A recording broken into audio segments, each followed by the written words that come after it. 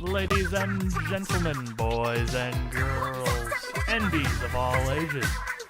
Level Up for Charity is proud to bring to you its host of this song competition, Part 2. Everybody, let's give a warm welcome to your host for this evening, Dylan the Dude. And welcome, everybody. And I will say before I get to, because we're going to be going right into this here, planning to start in a few minutes, but let me go ahead and say something to the chat here in the chat.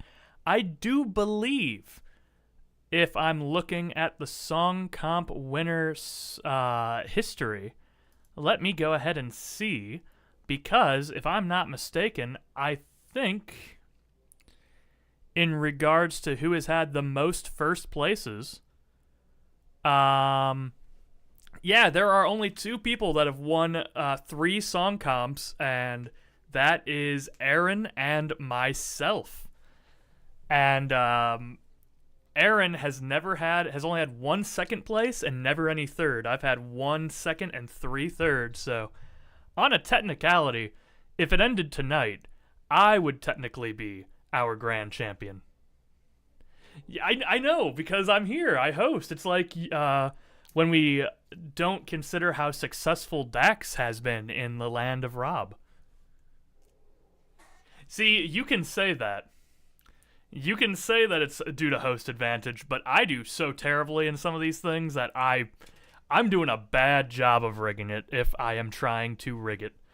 Now, that being said, everybody, tonight we are doing the top half of the bracket, the top 32 here. It's going to be simple. We're going to listen to these tunes. They're going to face off. We're going to vote. It's going to be a fun time. And after this first round, Dylan subtly influencing our votes. Jet Set Radio. Resident Evil.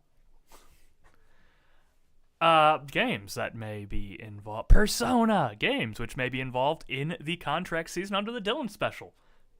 I have actually been typing up that part of the spreadsheet earlier today. Contracts is going to go so hard, my dudes.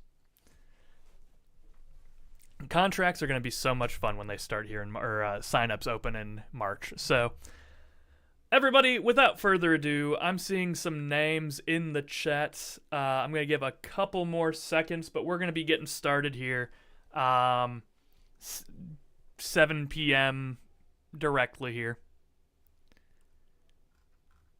I will say, the visual novel special has some interesting ones in it, because I tried to pick some. I tried to get some that were a good chunk of free options so that we could have people who are more economically disadvantaged to be able to participate.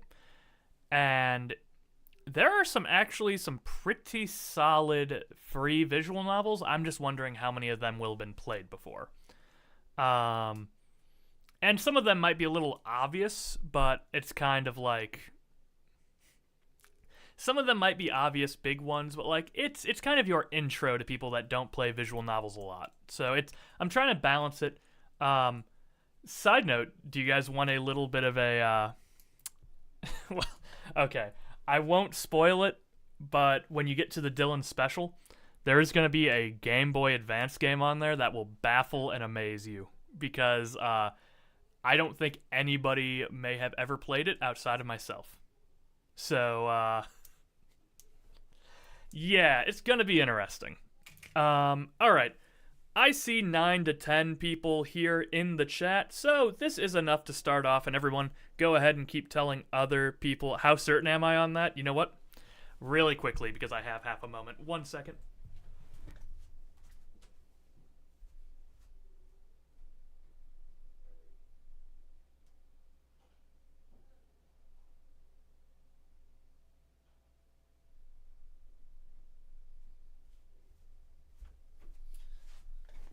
Okay, chat. Giving you a sneak peek. Giving you a sneak peek on a game available for the Dylan special. How many of you are familiar with Dexter? Hold on, let me get a good non-shiny. Dexter's Laboratory Disaster Strikes for the Game Boy Advance. Come on, my Dexter's Laboratory fans out there. Come on, tell me, how many of you have played this game? 80 levels. 80 levels. Whoever does pick this will, you could, but we will be setting, like, reasonable limits on how, like, pretty much everyone's going to have to quote-unquote beat their game, but depending on what the win conditions are, that will be a little different. We will be ironing that out within the first few weeks of signups and contracts. So, all right, folks, without further ado, it is time to start off our round of 32 for our song competition part 2. Bada boom! All right, everybody. I know what this first round is because every time I've been setting up for this week and doing info, it shows me what this matchup is. So everybody, let's start things off with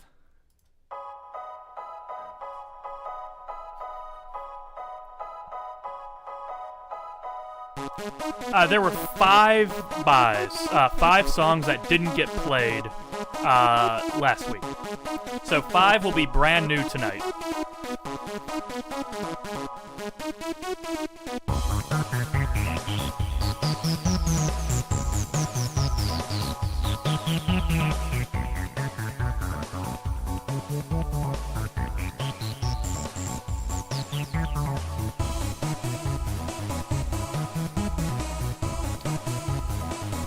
I don't know, I kind of stand by what I said last week, folks. I love Undertale. I think this is great. I don't know if it's like my favorite final... I don't know if this is going to be my favorite for it, but it's not bad.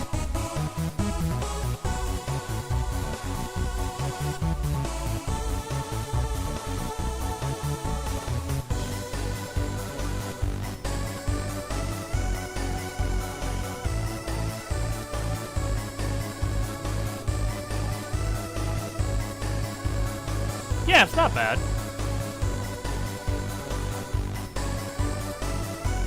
But now I know what it's going against, but let's see, because again, every time I pulled this up to like do stats and like make sure it was still alive, I would see this first round matchup here like every time, so I know what this first one is.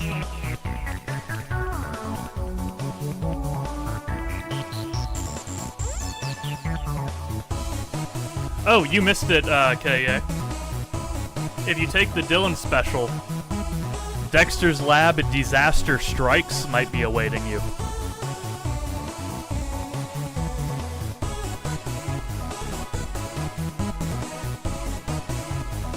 $80 whole levels, yep.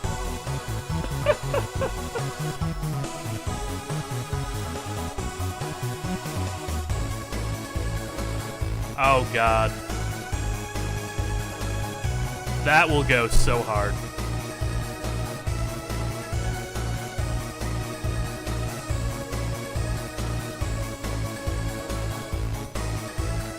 Also, chat,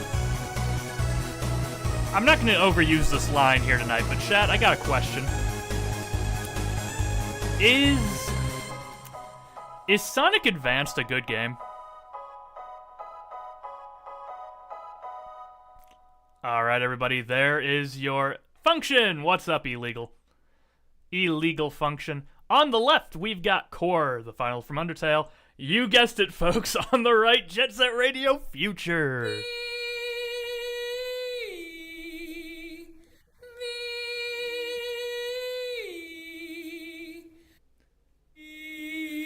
So, I found a copy of Sonic Advanced 1 when I was cleaning up my gaming collection the other day. And I don't think I've ever played it, so I was just asking.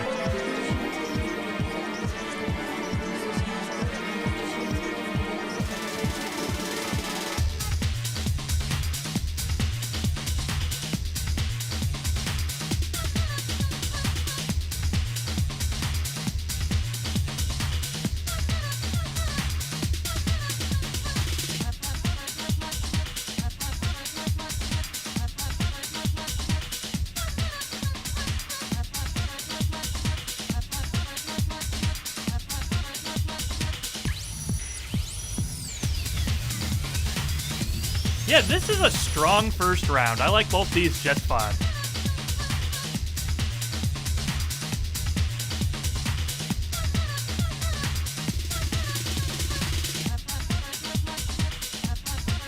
Now, folks, the real question is going to be, which Jet Set Radio am I including on the Dylan special list?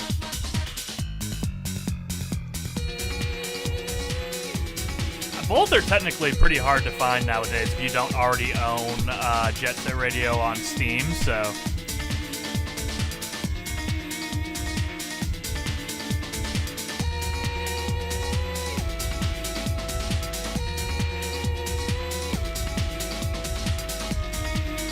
So Dex, that's the case for the base and challenge contracts. The visual novel and Dylan contracts and free contracts will work a little bit differently than the regular base contracts, so it's going to be pretty interesting, the mix of what people get to play.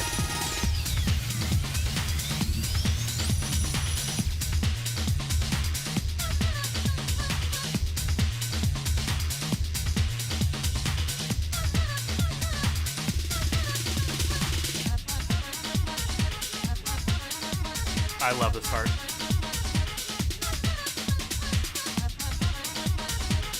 Headphone users will know.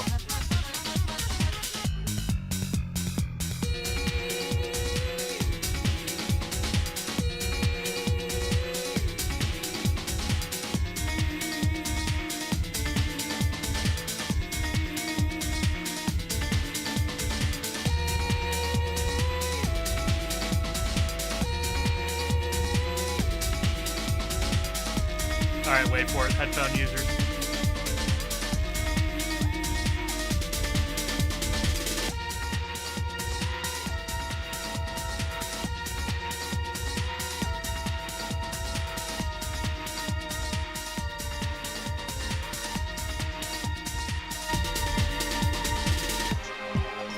I do love that part.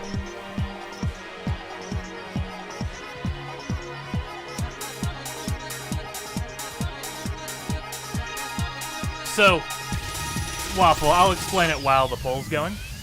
Alright, folks. A reminder, if you weren't here last week or if you need a refresher, you're going to press 1s in Twitch chat to vote for Undertale's core.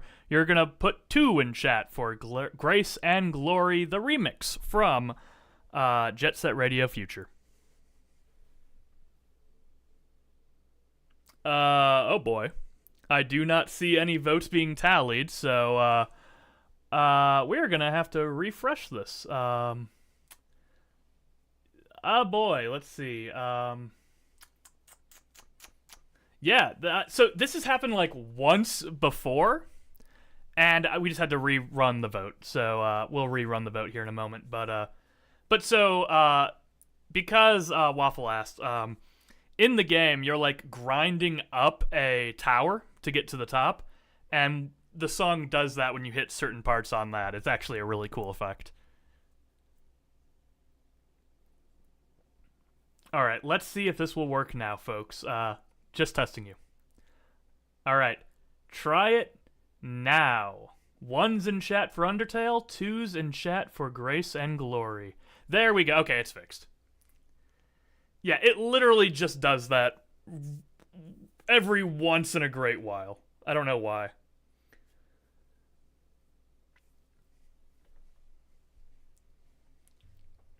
And it's only happened, like, maybe once before. So it's like, it's just very infrequent on the site. Not ooh, E. Yes. The greatest lyrics. Let's see. 1, 2, 3, 4, 5, 6, 7, 8, 9.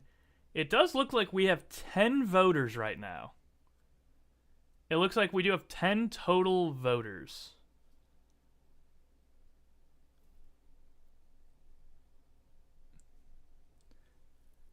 Oh, there we go. Okay. From a vote of 6 to 5, 7 to 5, with Rory's vote coming in right there. It would have been 6 anyway. Undertale is out of here. Jet Set Radio Future is moving on. Jet Set do be winning. Again, I like Undertale. Like this a little bit more. Bada boom. Hideki win. Okay, now I actually have no idea what's going on here. So let's see. Okay.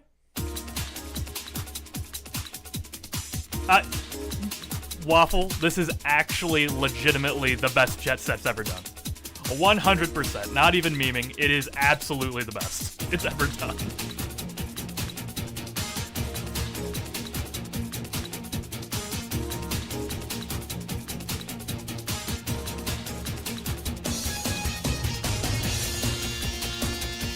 Function, you haven't even heard the second one yet. Oh. Yo, Illegal Function. You are gonna have to check out the YouTube or Twitch. Jordan on Monday, I don't know if you were there, but Jordan on Monday was building his baby's crib.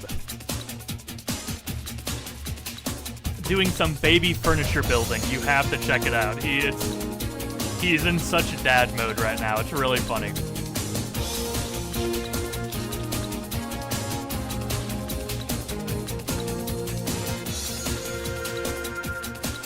I think he might be doing another one tomorrow, I think. I think he might be doing another stream tomorrow. He texted me about it.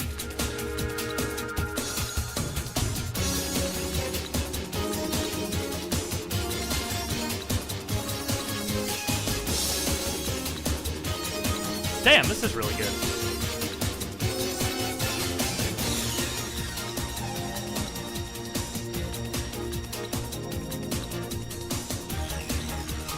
Absolutely. Yeah, I'll do it later, yeah. Because I'm on stream, but yes, I will do it later. We really should, so what would Jordan enjoy for a baby briny gift? Like, what, imagining the genetic offspring of Jordan, what gift would the baby enjoy?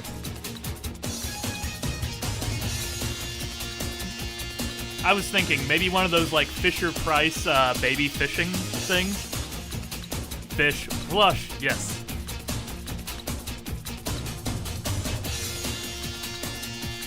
Get baby Briny a copy of Sonic Unleashed. Oh, that baby would have so much fun.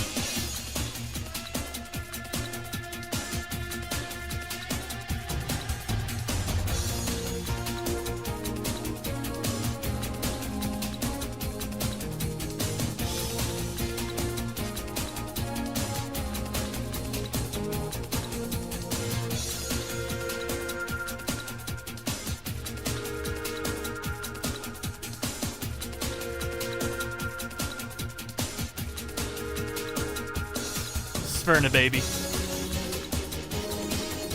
Elm, I mean,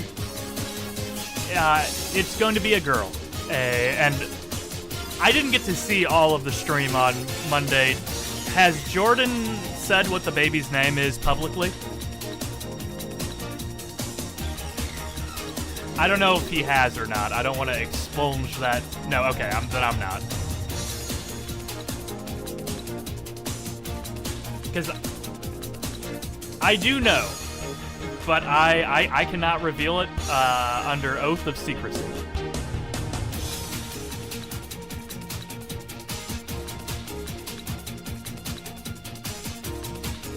Well, you do have to like have an idea of what the baby's name's gonna be.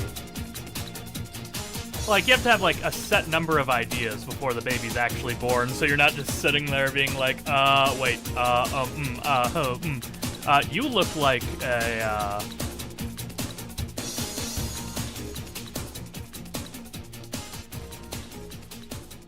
Alright, folks. Deadly Skies, Air Force Delta on the left, battling one-on-one against...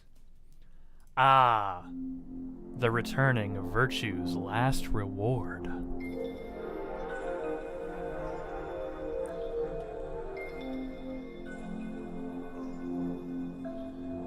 Two completely different vibes for this one, folks.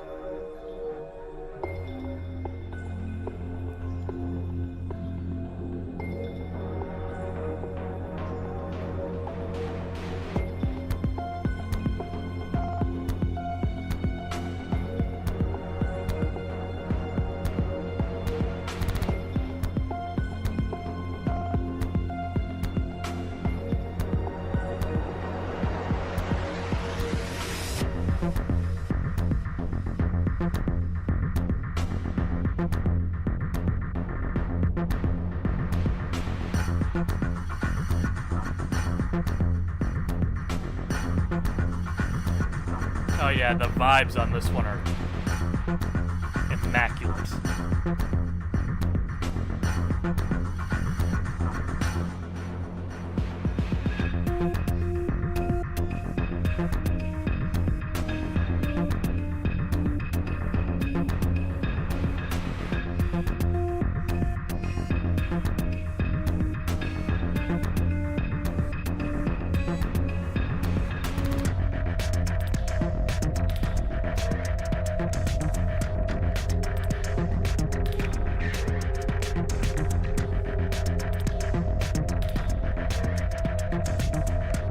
I do want to warn about people for contracts.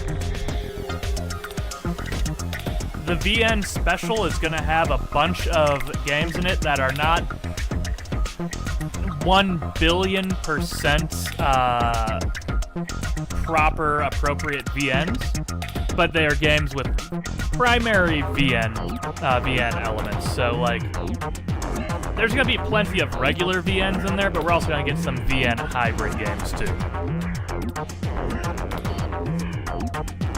Oh, Dax, it sounds like this, but even more crunchy.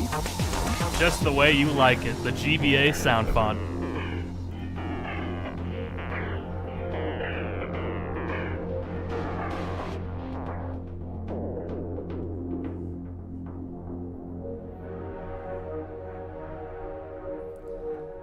Actually, can I open that up on here? Let's see, Google. Let's see. That's what that thing's called.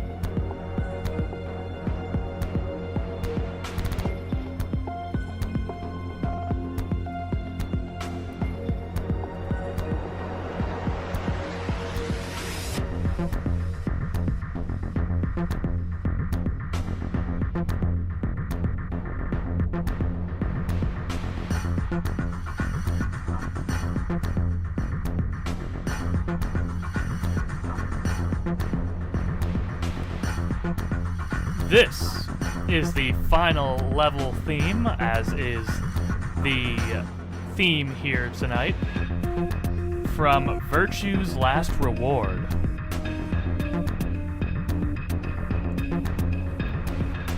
A game that I hear a ton of things about, but have not yet played myself.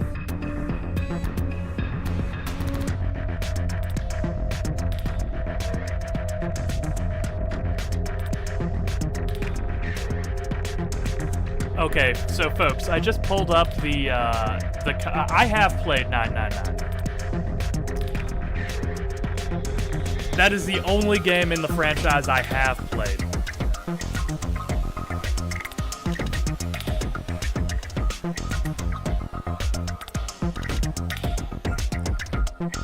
Alright, so I did just look up, I pulled up the VN special list for contracts. There are 12 options, and 4 of the 12 options are free visual novels. 8 cost money, 4 are absolutely free. So the VN special, pretty decent. There is a selection there. So signups are going to be happening at the end of this month, beginning of March, and will be starting towards the end of March, April, and it'll run for about 2 to 3 months. So you'll have time to do it. And there's a couple specials, but you don't have to sign up for all of them if you don't think you'll have the time or the interest. All right, folks, we're going to start the vote here. 1's in chat for Air Force Delta, 2's in chat for Virtue's Last Reward.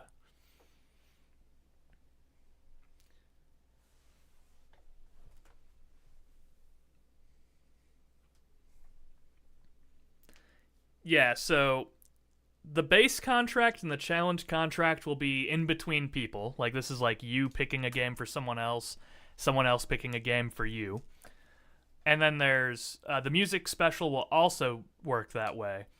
But then there are 3 other specials, the visual novel special, the Dylan special, and the free special. And those 3 specials are going to work a little bit differently than what the regular base contracts will. And from a vote of 7-2, Air Force Delta is out of the bracket. Virtue's Last Reward is moving on. Love you, Air Force Delta. Virtue's Last Reward just sticks with you a little bit more. All right, battle number 3, folks, on the left. Back to the rhythm heaven. Is Air Force.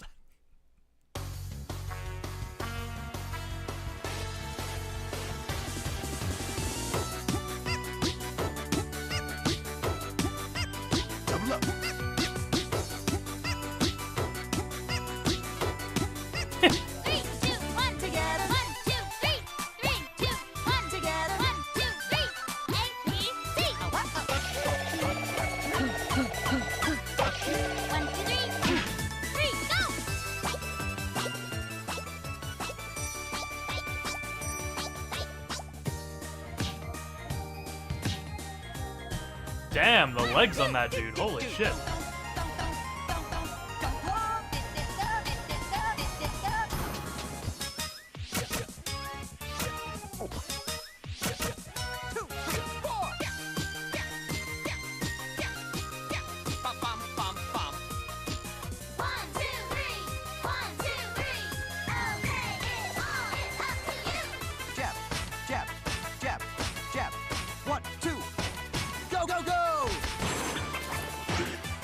Hi, Samurai Jack.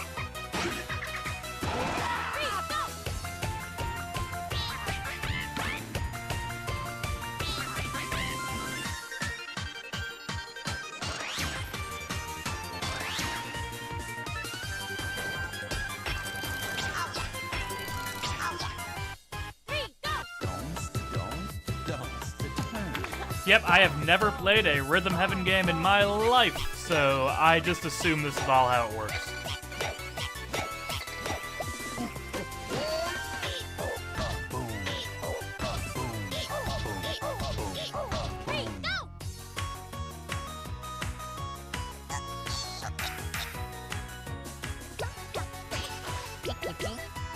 I mean, I will definitely say, no matter what I think about the music, I will give this credit for being, like, very creative, at the very least. Like, Rhythm Heaven, very creative game, series, franchise. Into you. Folk show. All about you. All about you. All about you. All about you. All about you. All about you.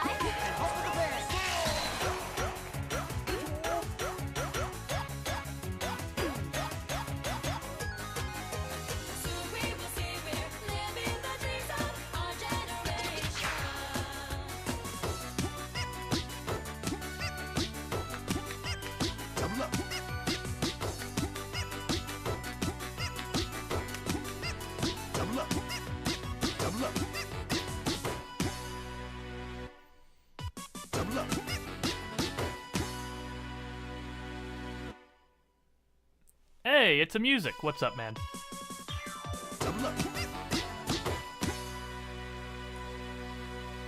Alright, that was Rhythm Heaven's Remix 10 going one-on-one with another rhythm game matchup, folks.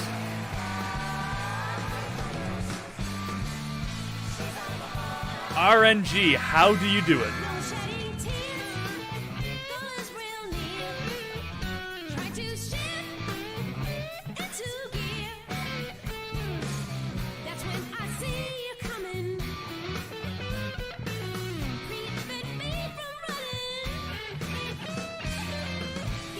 Function voting for the third option, Rocket League.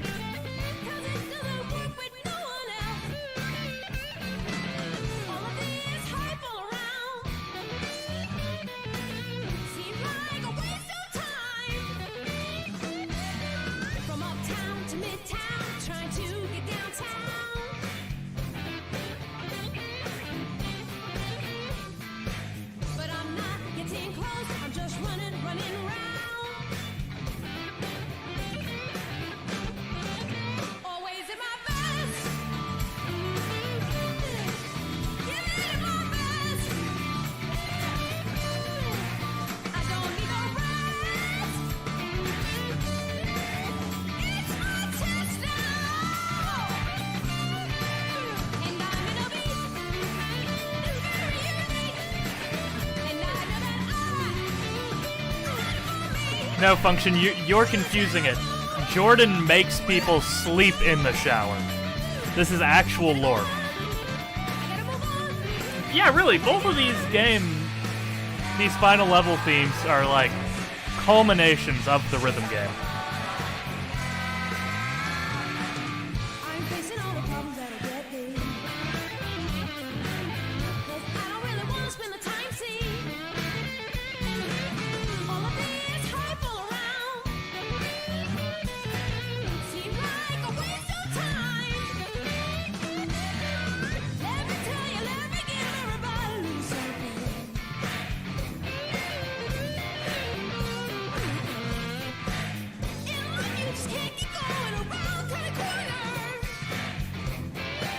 Dylan submitted it to Jammer, I just can't prove it.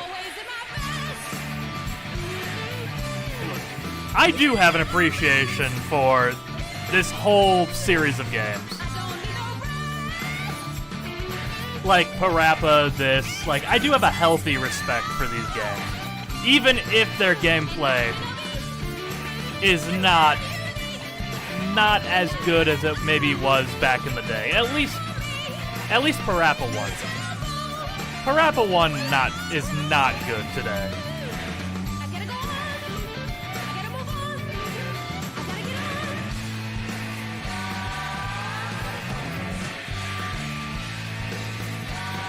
It stands for, actually, Lammy. It was, yes. And the vibes are still incredible, just the gameplay is not.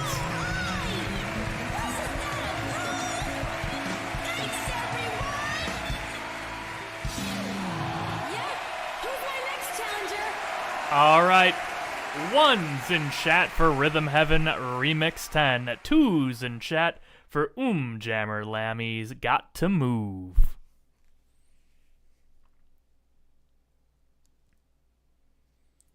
Ones for Rhythm Heaven, 2's for Jammer Lammy. Yeah, this looks like it's way more of a one-sided affair.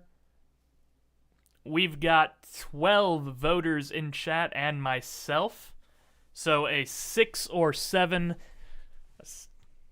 will probably put it over the top.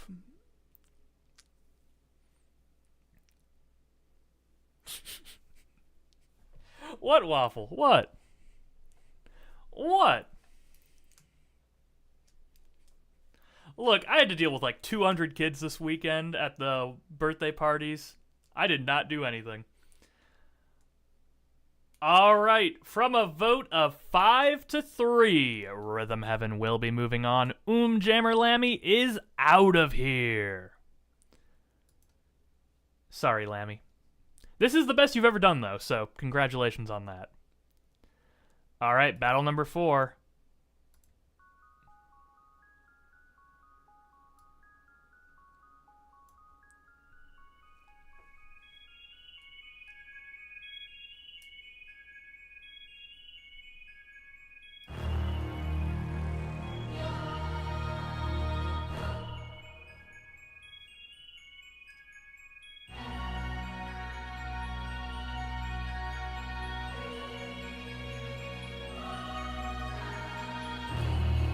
Oh, I pretty much did when we were streaming this. We spent so much time in Area Zero.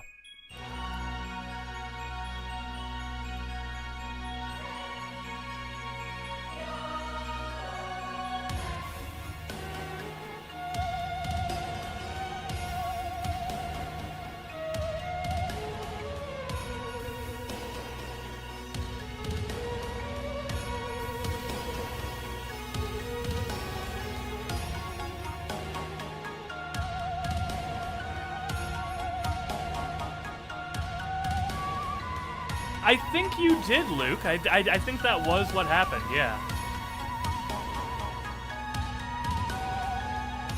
Yeah, that was probably one of my favorite co-op chaoses. It was a lot of fun playing through Scarlet and Violet with music.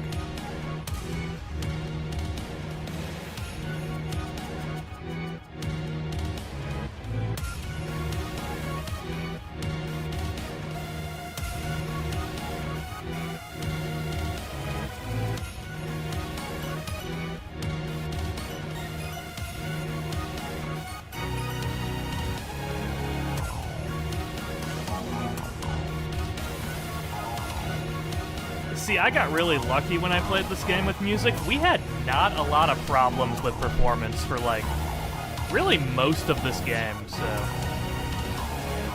I have fond memories of it, but we just got very lucky.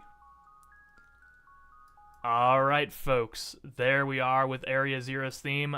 What is it going to be going up against here in the battle number 4?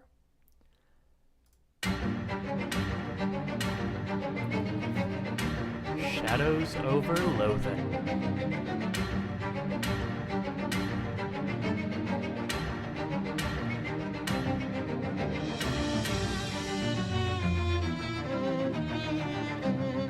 God, that must suck. Like, knowing the moment your console gets screwed up that's gonna be a terrible feeling.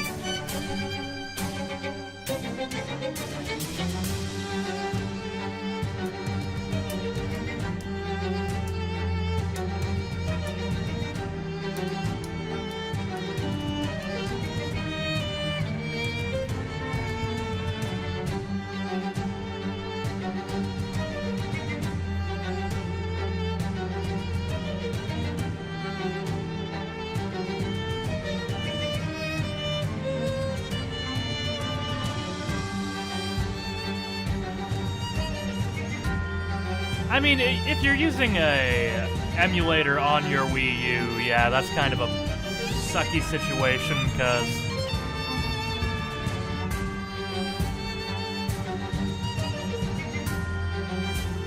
I don't know exactly how easy it is to fix the hardware on a Wii U.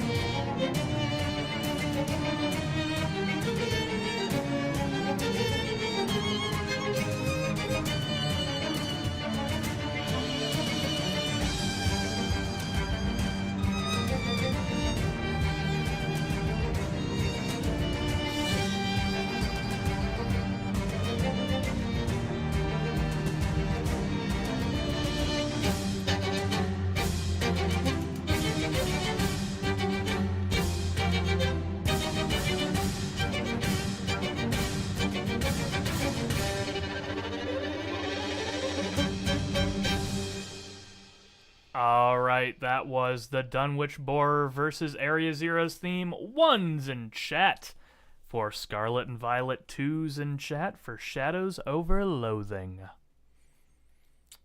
I think I know where my vote's going for this one, but like it's pretty close. I like both these a lot.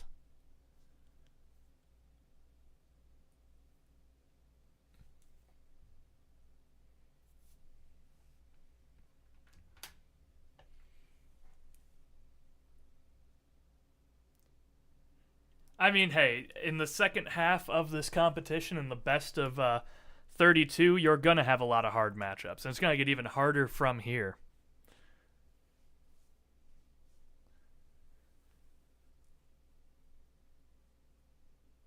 This one's getting pretty close.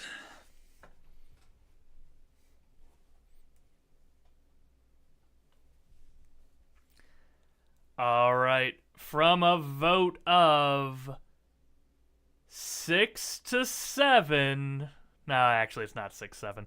From a vote of 7 to 5, with my vote going to Pokemon Scarlet and Violet, it will be moving on to your next round, the best of 16. Shadows Over Loathing is out of here, but it had a good showing nonetheless. All right, battle number 5 on the left. This is something that got a bye in the first round. Let's listen to it for the first time. Oh my god.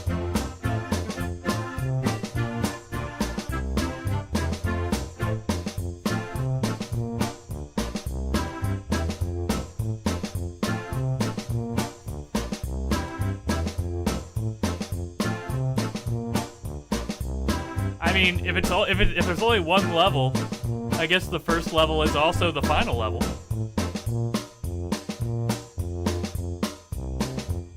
I guess this does count, yeah.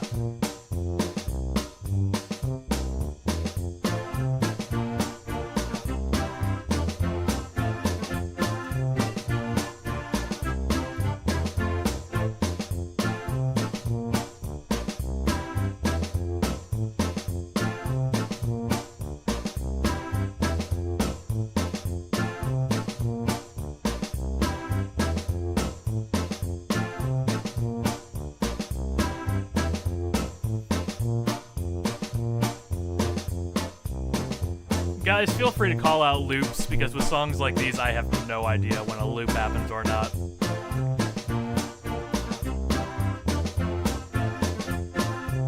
Yeah, that is a MIDI tuba, it sounds like.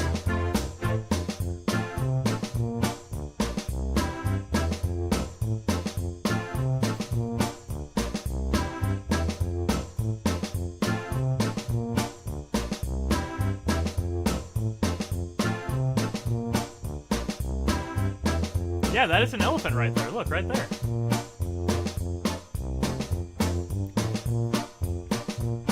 Elephants sometimes do forget the rest of the levels.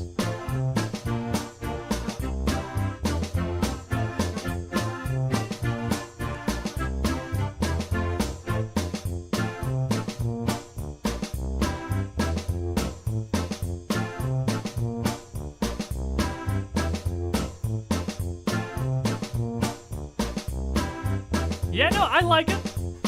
This could win in the right matchup for me. Yeah, no, I think this song's kind of based. I kind of like it.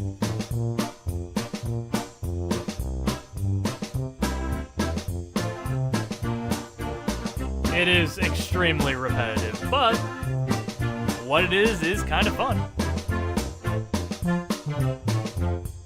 Oh, there we go. New stuff there at the end. All right, folks, this is the only level going one-on-one with something completely different, folks.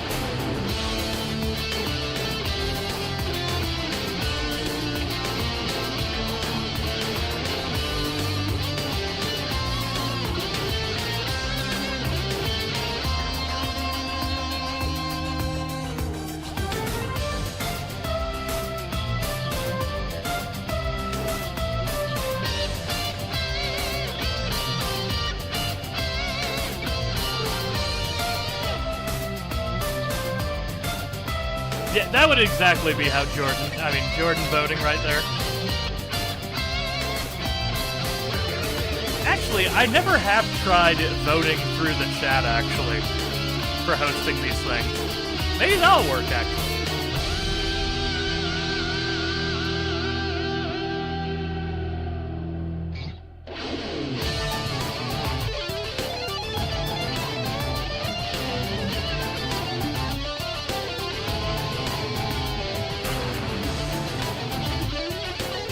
Nut the tension? I mean, whoa, Dax, that's a little forward. Holy cow.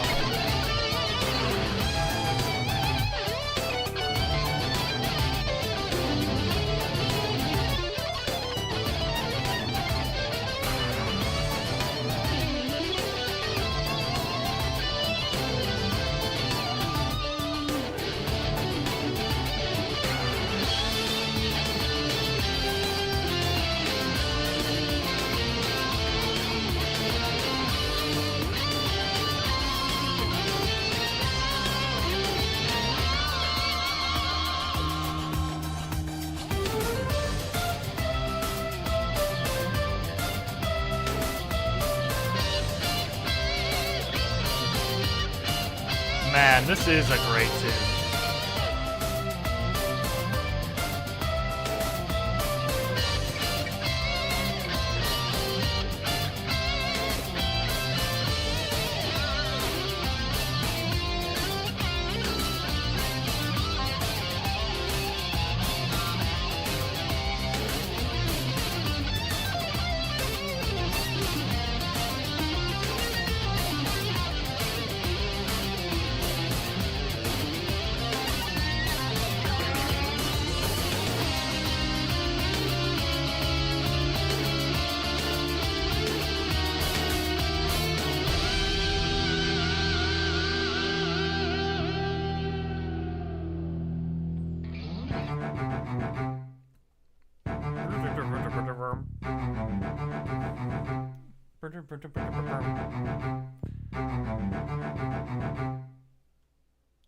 Alright, everybody. Ones in chat for This Is the Only Level. Twos in chat for The Tower of the Shadow. Is this going to be the first Quiplash, folks? Is it going to be the first one of the night?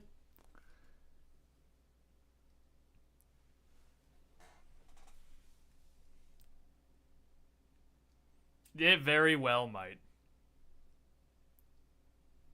We did last week. I'm talking about, like, specifically tonight. Because usually you get a lot fewer Quiplashes in, like, this part of the game.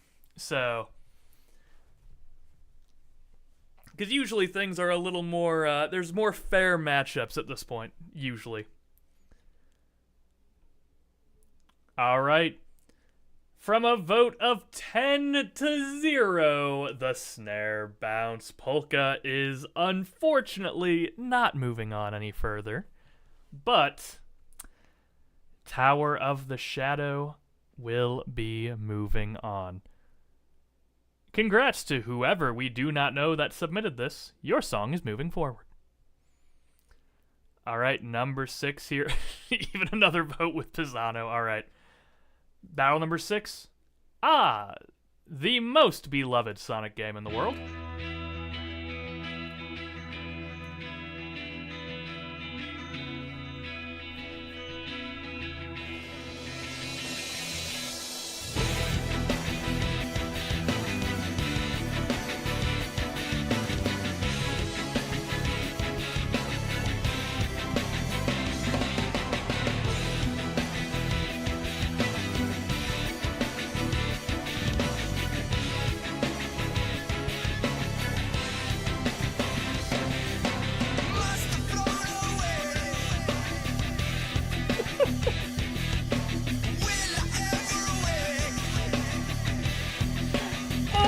About that.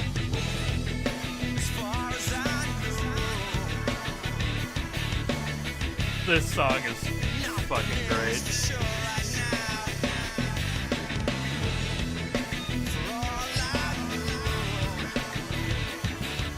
Alright, Function. Jesus, I hope you're getting a good night's sleep. Have a good night, and I'll wish you that link later, alright?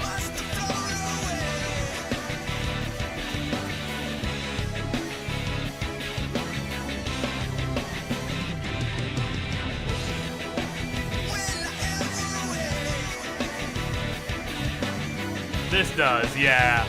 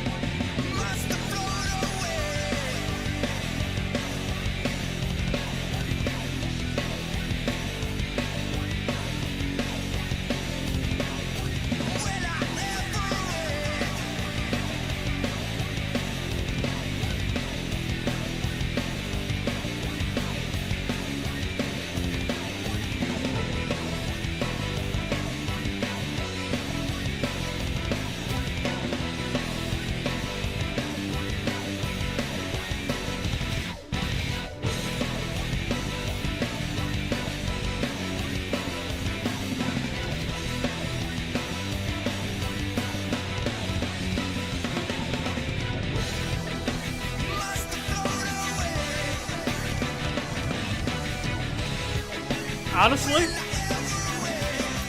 this might be one of my favorite Sonic submissions. This is kind of great. I love it.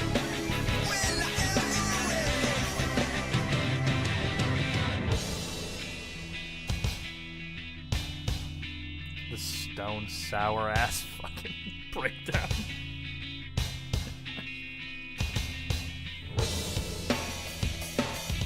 Someone give me the secret rings for the music contract. I might definitely do that.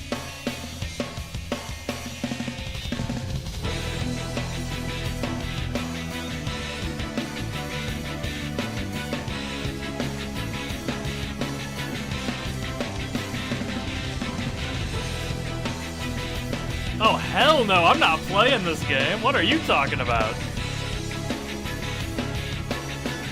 God, I've still never fully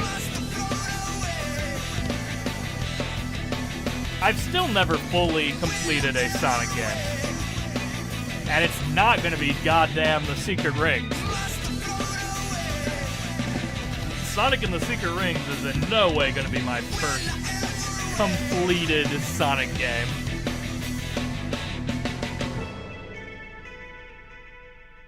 Alright, Unawakening Root Beer Float here on the left. On the right, we've got... What a heavy hitting matchup here. Ooh, this is a matchup.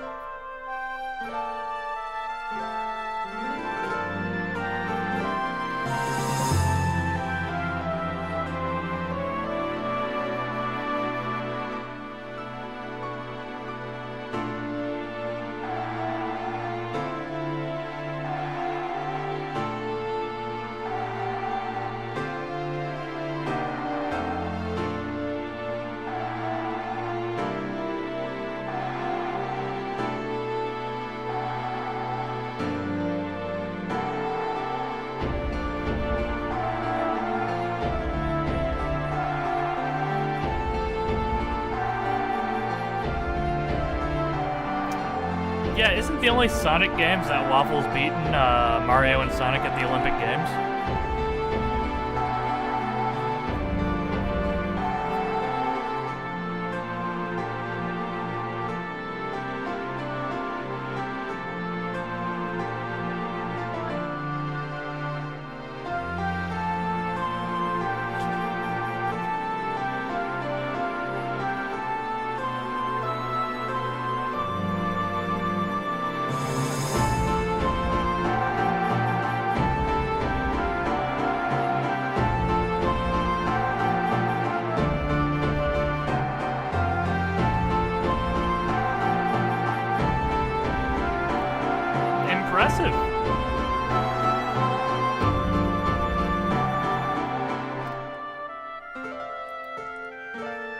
Now you're just gonna beat my favorite Sonic game of all time, The Fighters.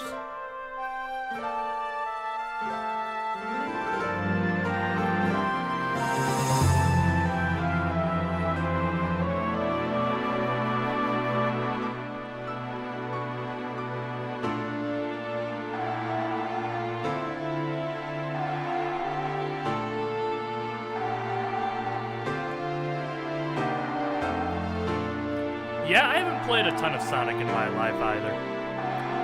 Love the soundtracks, I just don't play the games all that often.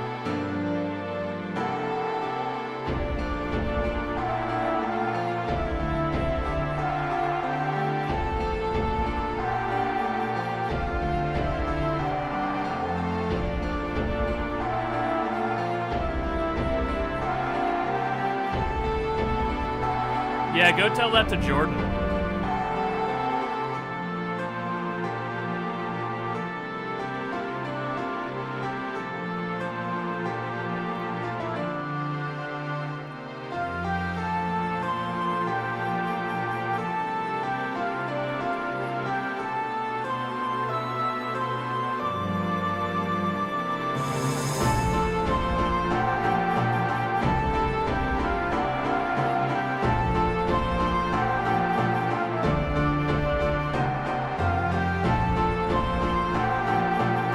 Yeah, I know where my vote's going on this one.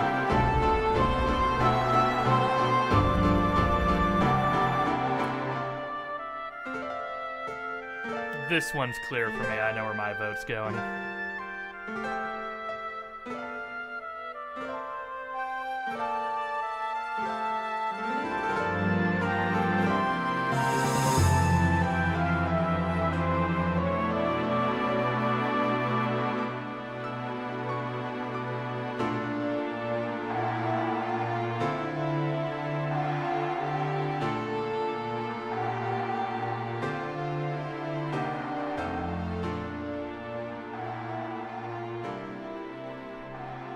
All right.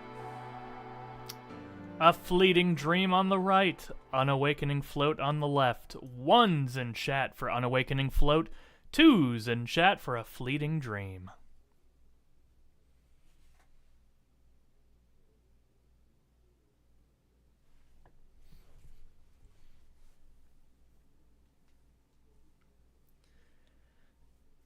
It looks like this is gonna be a bit more one-sided than some previous ones.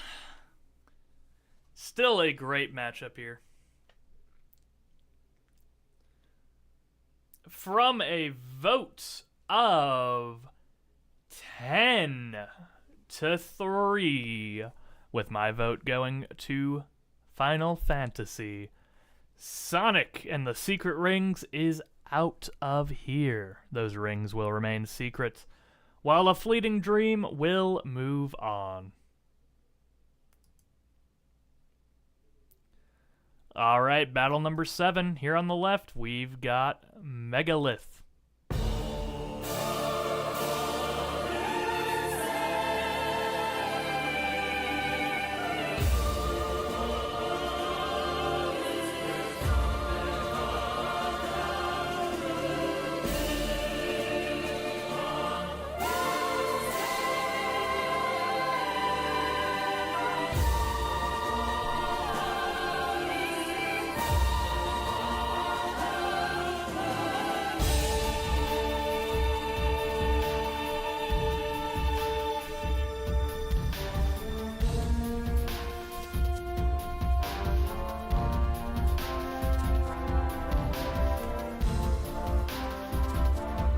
Again, I insist you all try Sonic the Fighters.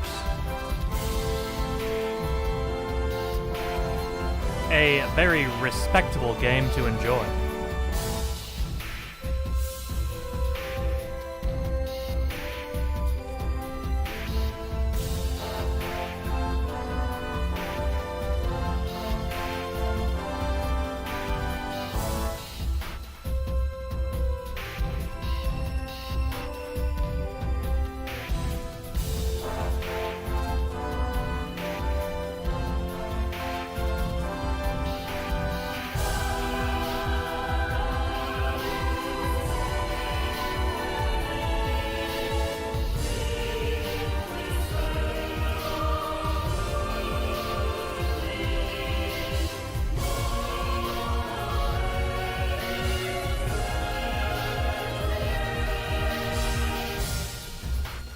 I think my favorite part of song comps is when we have a nice, cool song playing and just watching the Twitch chats, discussions going on. This is my popcorn eating moment.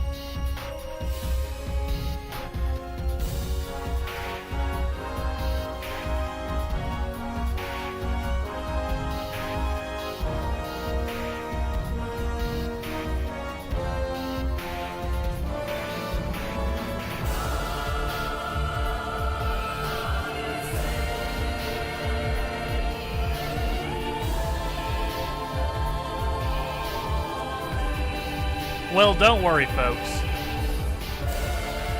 For the personally selected Dylan special for contracts, there is no Sonic the Hedgehog, so you guys do not need to worry about it for that one.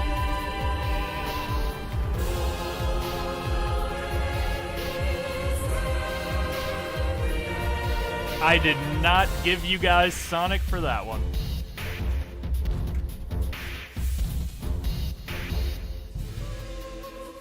I do have it, right in the other room.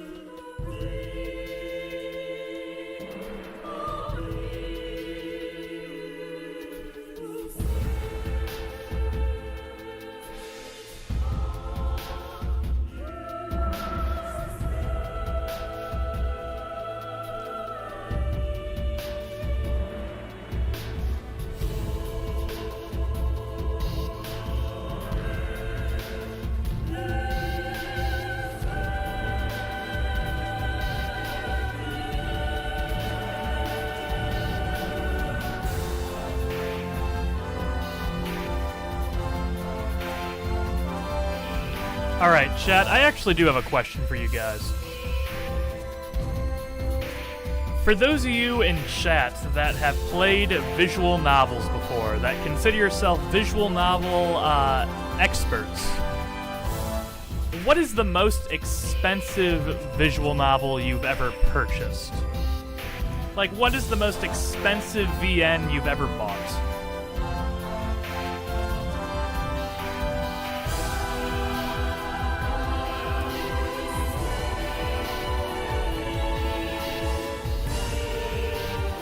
Is V3 actually okay? And what was full price for V3 or Somnium? Was that $50? Was that $49?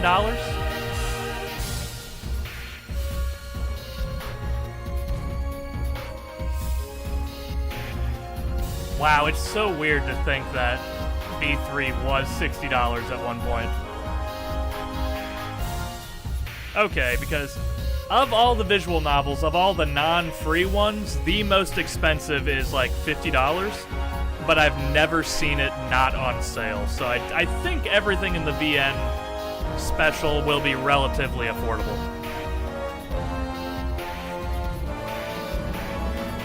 Yeah, like, there are 2 games on the VN special list that are $50, $49.99, and I don't know if I've ever seen them at that price. Like, me personally, that's just what I've seen them at when I looked up the base price last night.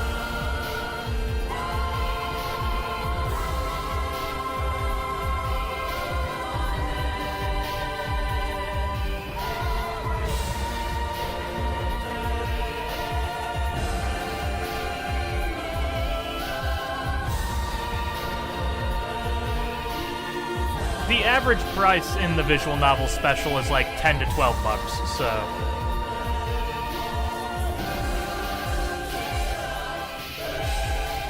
it's somewhat affordable.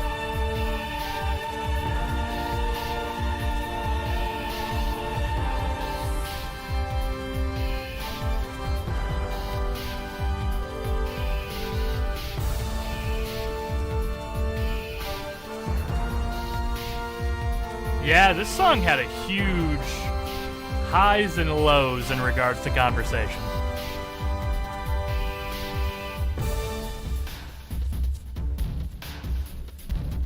All right, that was Megalith on the left. Well, what is Megalith going to be going against here on the right? Ah, okay, we've got some Catherine over here. Let's get a refresher, everybody.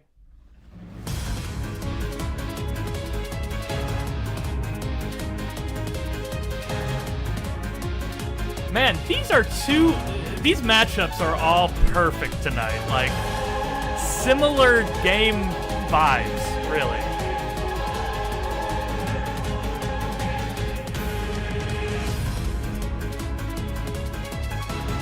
I will spoil it for you guys. One of the Catherine games is going to be a possible selection for the Dylan special, so if you're interested, this will be an option.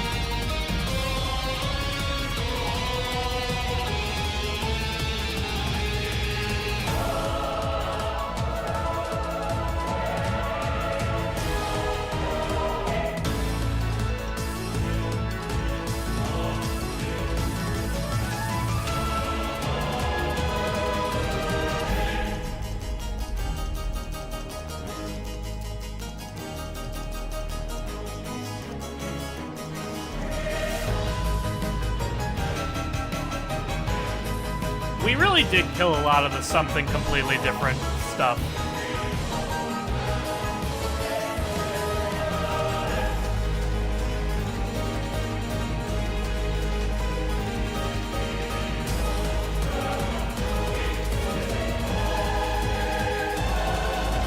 You know what?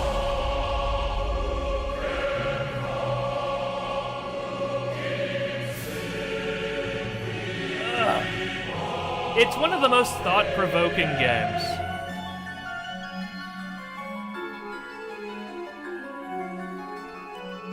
The music is next level, too. I love the music in Catherine.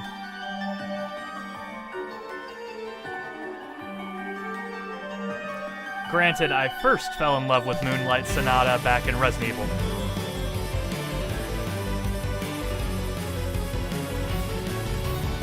Hey Dax, DM me the spoiler you know. I can tell you if that's like huge or not.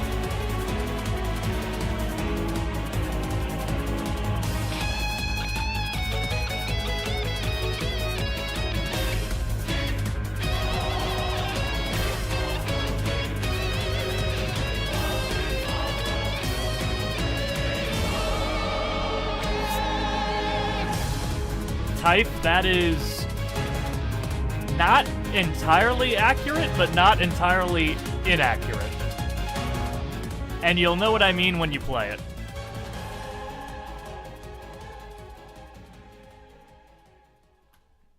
Alright, folks. With the end of that, it's time. 1's in chat for Megalith, 2's in chat for Catherine Full Body. Oh, Dax, that is not enough of a spoiler to ruin the game. There's a lot more to it than that. Don't worry, you are fine.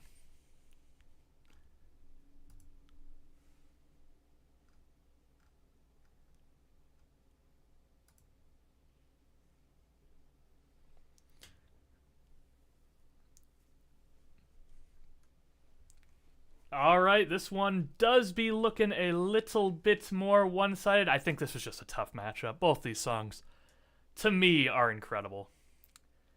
So, yeah. Megalith is on its way out from a vote of 8-2. Catherine Full Body's Moonlight Sonata remix is moving on. All right, everybody, we've got a battle of 8 here. I love this music video. Someone remind me when this does loop.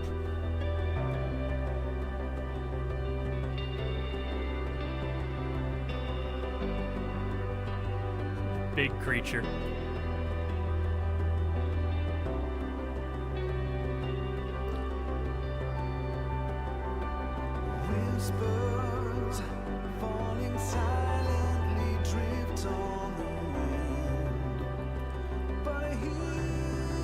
Alright, chat, I actually do have a challenge for you guys.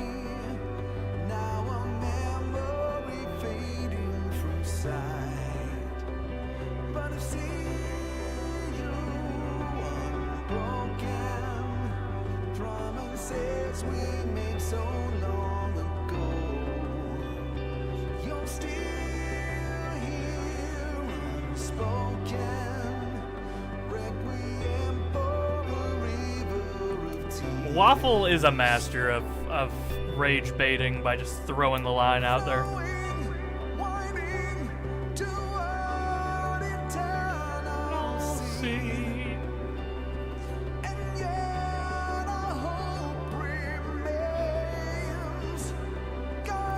I am so curious as to what the hell he said.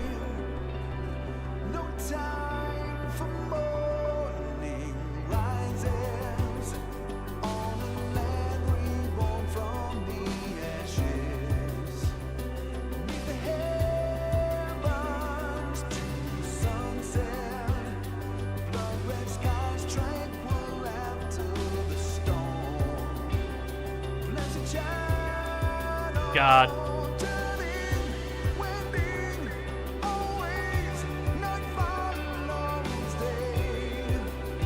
It's just existing.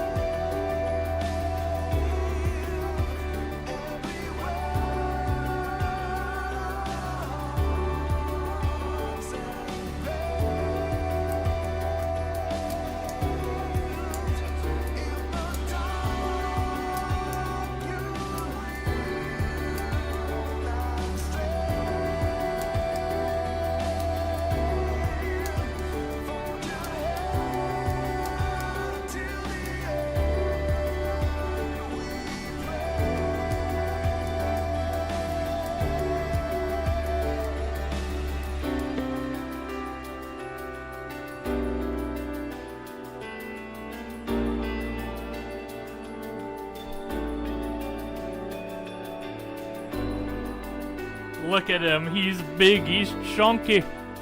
Look at him. Asgol, welcome back.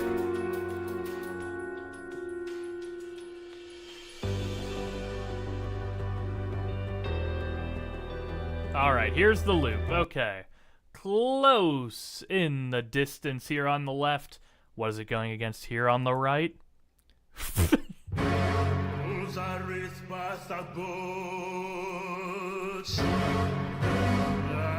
What a matchup.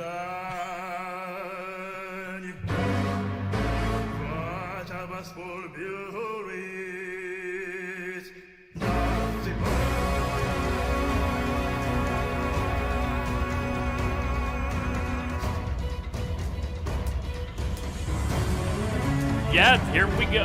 Yeah, this is the most something completely different we've got tonight.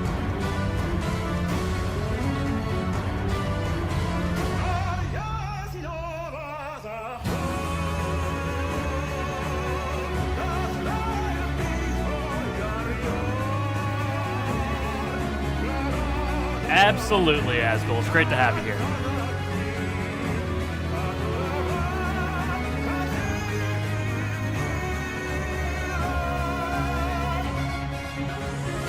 I mean, every Sonic fan I know also loves Final Fantasy X. That can't be a coincidence.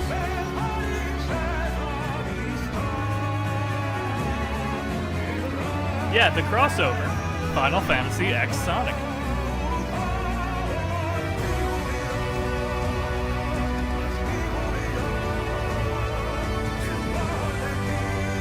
You've never played a singular Final Fantasy game?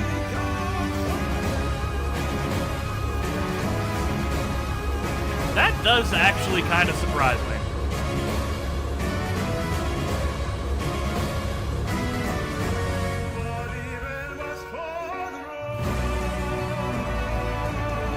You know, for as often as we see it, It's crazy that more people don't actually don't play it.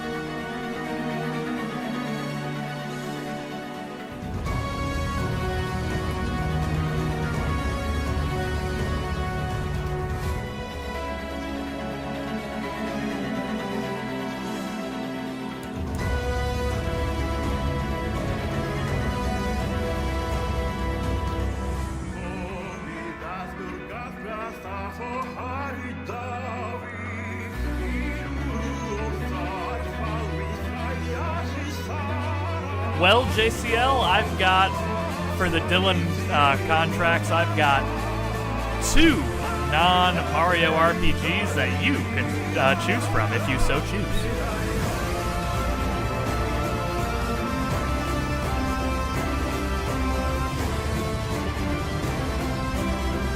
Unless you actually count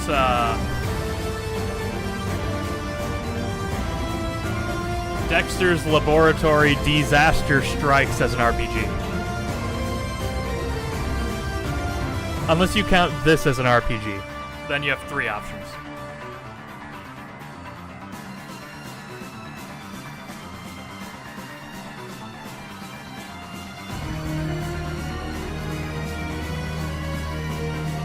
That's a good one. Chrono Trigger is honestly a great first one. It gets you a really high of the genre.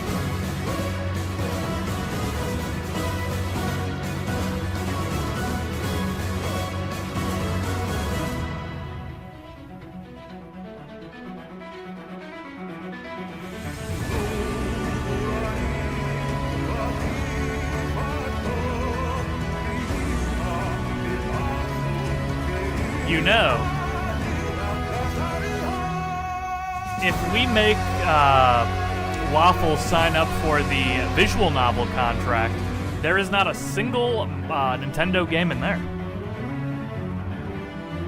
Waffle playing Catherine would be so funny. That would be... genuinely, I want to see that. Alright, folks. Starting the poll here. 1's in chat for Close in the Distance. 2's in chat for God-Shattering Star Rain.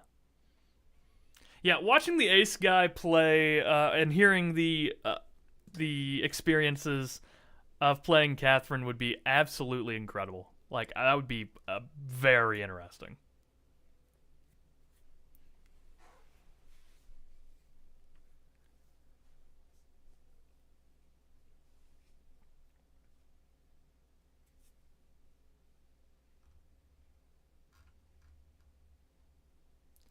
Yeah, he has played Danganronpa and has one of the best videos I've ever seen on YouTube on the subject. See, Waffle, that's why Catherine would be so fascinating.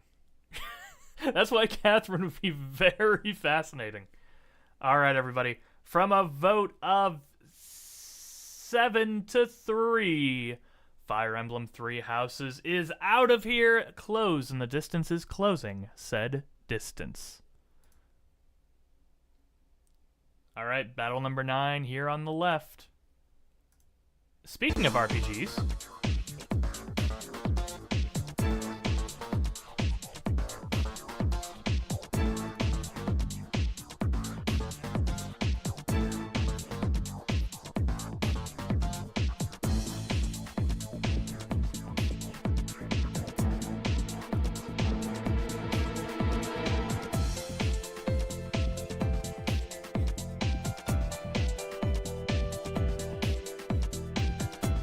Yeah, Waffle, that video does have 1.4 million views. That's kind of insane.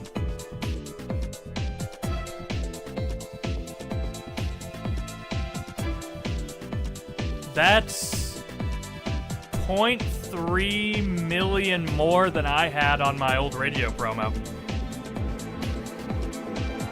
Which none of you will ever see.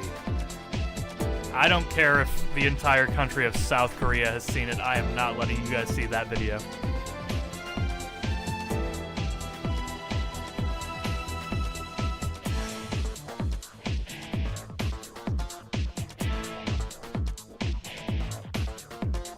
It is. It's absolutely incredible. I love the Danganronpa video that you did.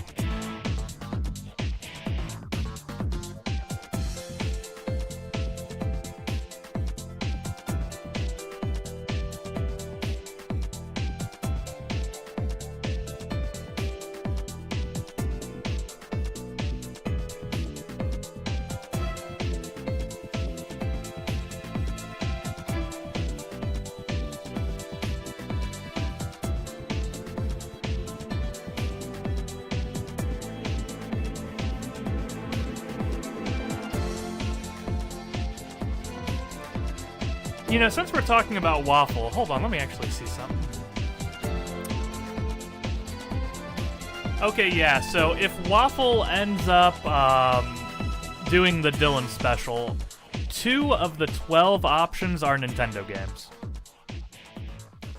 So there's a good chance he picks a non-Nintendo game. Alright, that was a long way from Persona 4 on the left. On the right, we've... some castle... Well, Dexter's would be 3. Yeah, I actually, technically 4, because there is another GBA game on there that's technically Konami.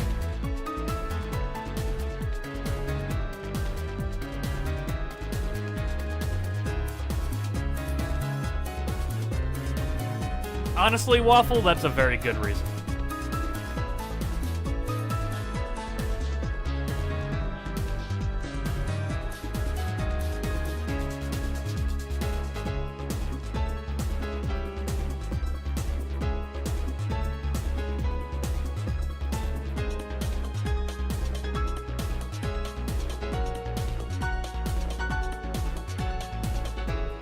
Alright, anyway, speaking of chat, I do want to challenge you guys here.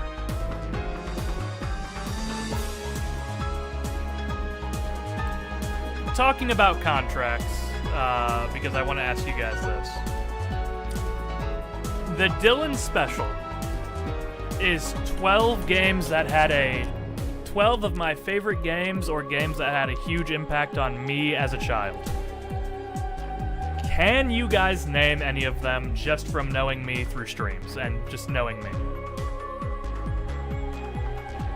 Can you guys name any of my favorite games that are going on this list for the special?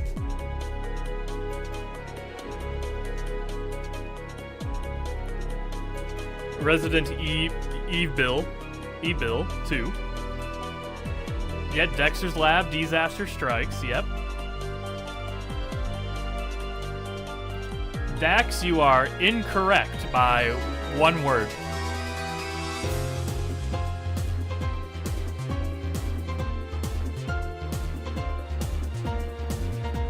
Well, mostly because I've just been showing it on stream all night. Resident Evil 5. If I was allowing myself to duplicate franchises, I would absolutely put 5 on here. Resident Evil 5 is a game I think everybody should play at least once. With a friend. With a friend. Yes. Who wants to play Resident Evil 6? Shut up, Dax. Dax, get your ass out of here. No. No. No. Umbrella Corps, get out of here. That goddamn piece of shit. Yeah, this is a good tune. Both these tunes are great, honestly.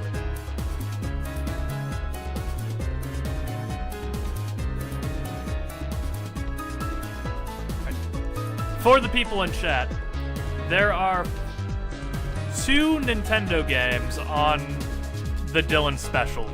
I want to see if any of you can name either of those 2 games. Either of the 2 Nintendo games on my list.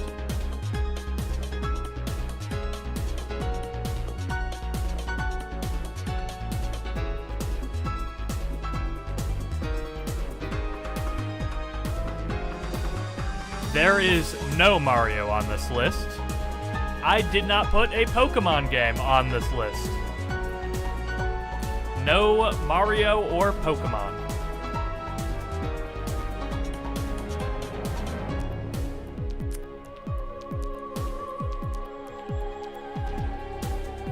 I had Mario games growing up, but none of them were like top 10 or 12 most impactful on me. Waffle's got one of them. Waffle has got one of them. A game I replay every single year.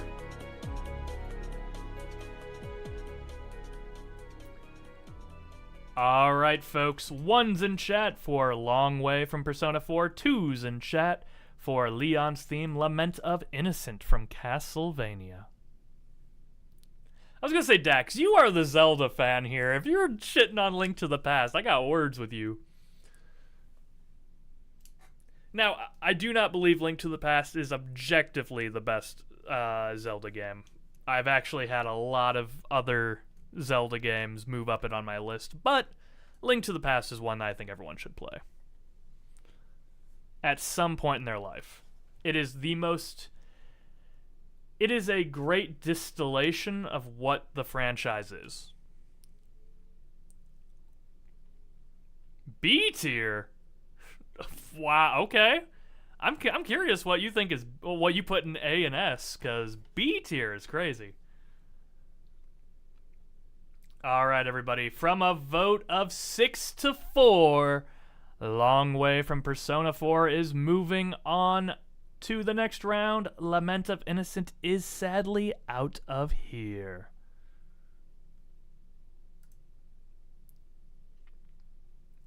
All right, battle number 10 is up next. I believe this is new. I think this got a bye last time.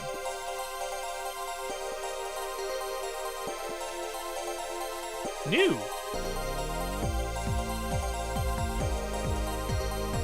No, Typh, honestly, I'm glad you're playing Ocarina of Time. It's another very essential game in the gaming canon.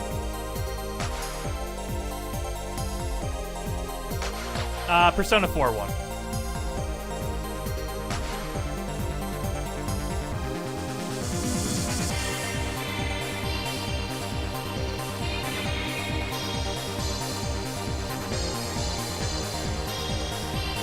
I am personally a Majora's Mask fan over Ocarina, but I like both a lot. Both are good games. Great games, even.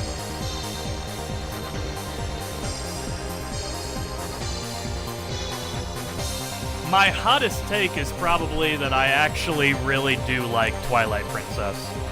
That is a lot of people do not agree with me when I say it's a great Zelda game.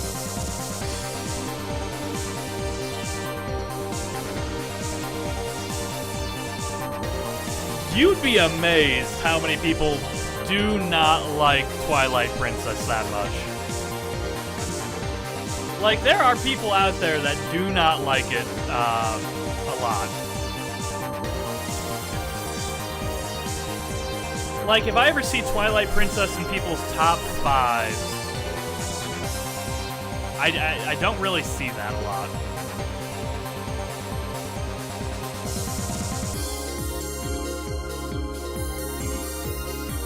See, Sunny and Dax's opinions on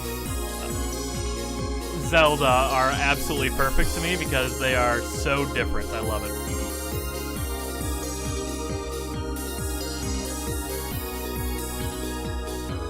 Okami is the best Zelda game I've ever played.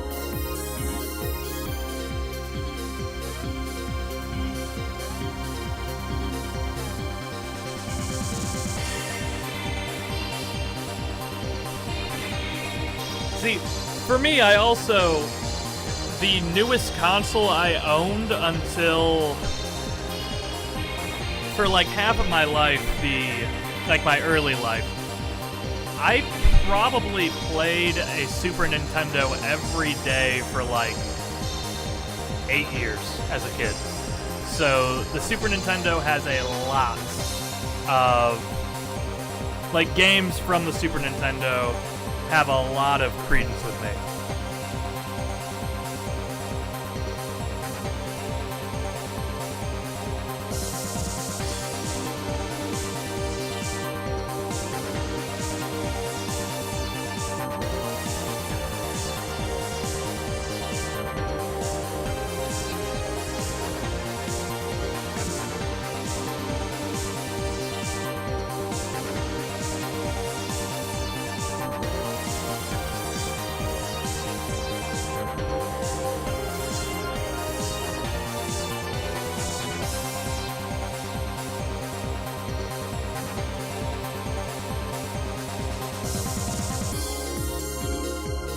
Now, my other Zelda hot take I do think people overrate Wind Waker quite a bit. I think people over-romanticize Wind Waker a little too much, and that's coming from the guy that loves cel-shading art style.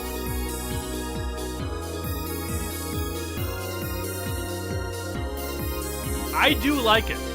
I just do not think it is the greatest game to ever grace the earth.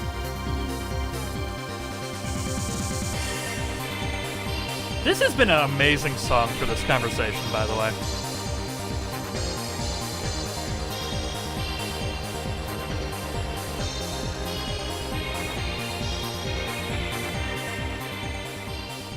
Alright, what is Kizuna Jikoku going up against? Well, everybody, here's your something completely different matchup.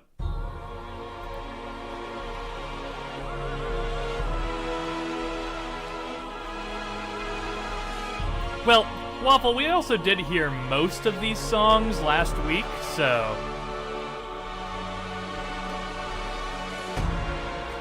And that one was such a vibe, you kind of could talk to about it. Just, it was good. I liked it.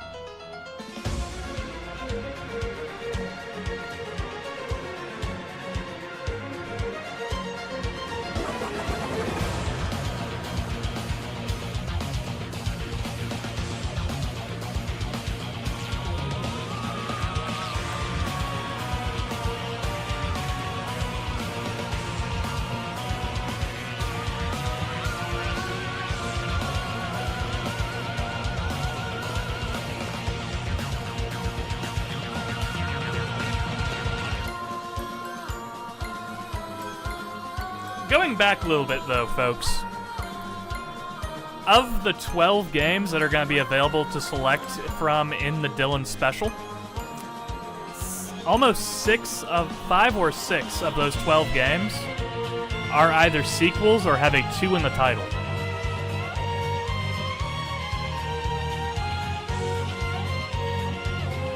Almost half of the Dylan Special has a 2 in the title.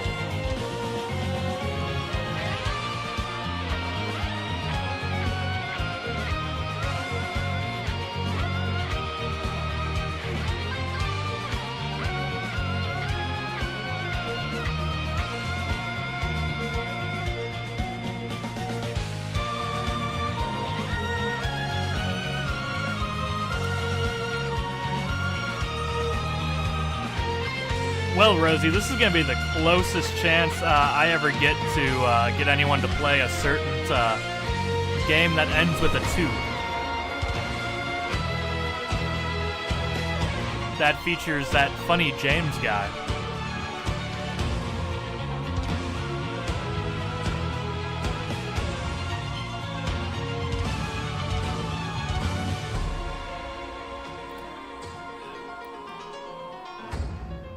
How was the reaction from Sunny?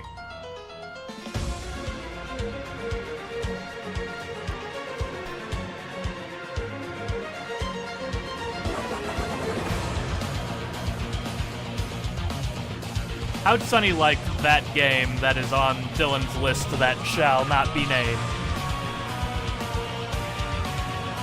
Yeah, how many will take a challenge contract? That is going to be interesting. Who here thinks that they're so good at games that they're going to be willing to take a second, take the challenge contract?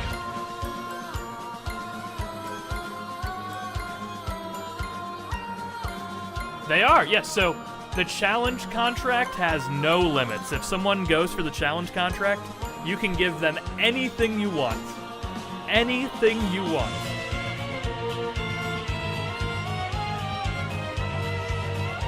I was hoping Sunny would, pitch in when I asked you, but... Yeah, Sunny, how did you like that game in particular?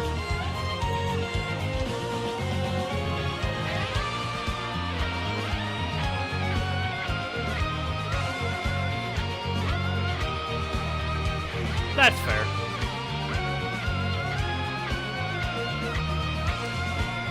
It definitely is not the greatest in terms of gameplay in the modern day. There are some frustrating parts of it. I do think The core game, I really love the core game, but whenever I have people go play it today, the actual gameplay does get to people a little bit.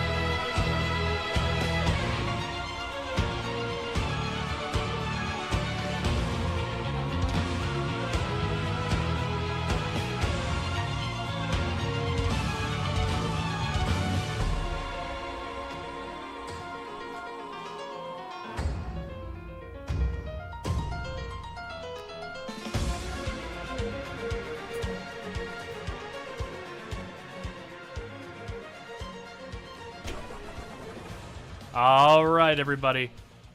We've got your next vote coming up here. 1's in chat for Kizuna Jigoku. 2's in chat for the Origami Castle from the Origami King. I think I know where my vote's going on this one, and I think it's not even close for me. I appreciate the Origami King. I think it's not as terrible of a game as people do say, but my vote, from a vote of 9-3.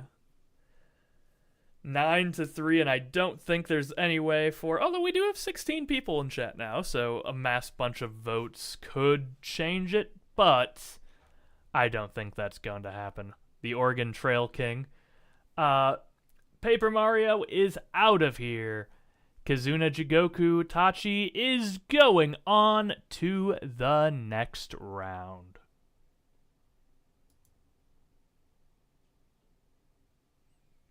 All right, battle number 11 here. Yes! Something new!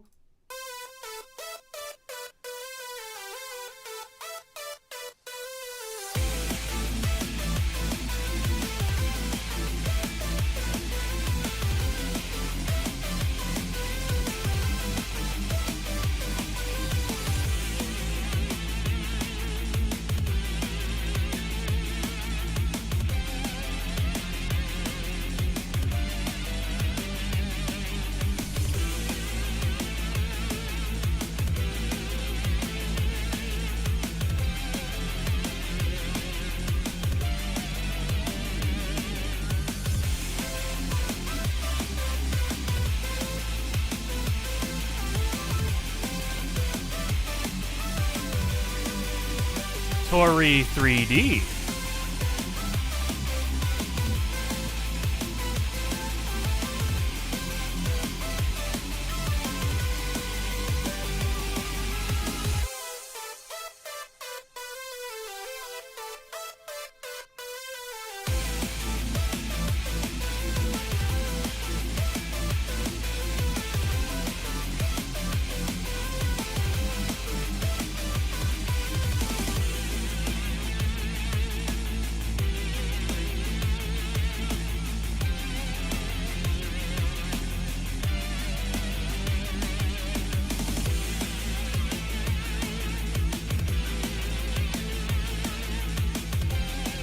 Look, I don't know if Jordan can speak on... Well, okay. So, chat, let me throw this at you. So, this contract season, we're doing the Dylan special. If next contract season, we did the Jordan special, what Jordan games do you think would be put on the Jordan special? What Jordan games would be on the docket? Because Dark Cloud for sure. Domination.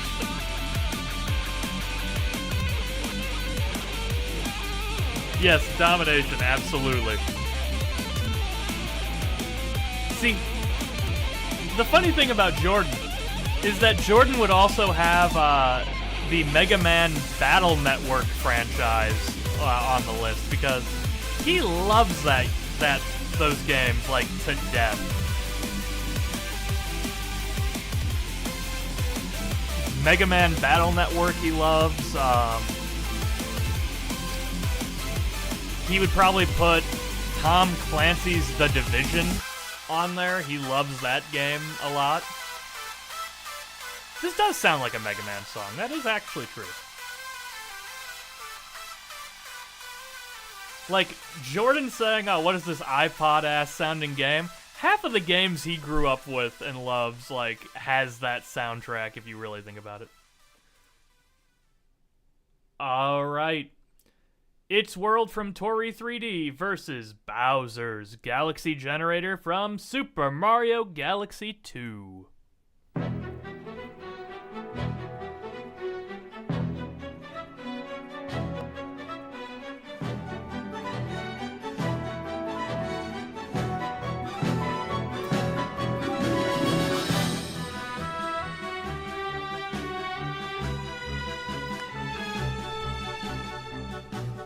Chat, how do we feel about Super Mario Galaxy 1 versus Super Mario Galaxy 2? Are those good games? Or does anyone have a hot take saying they suck?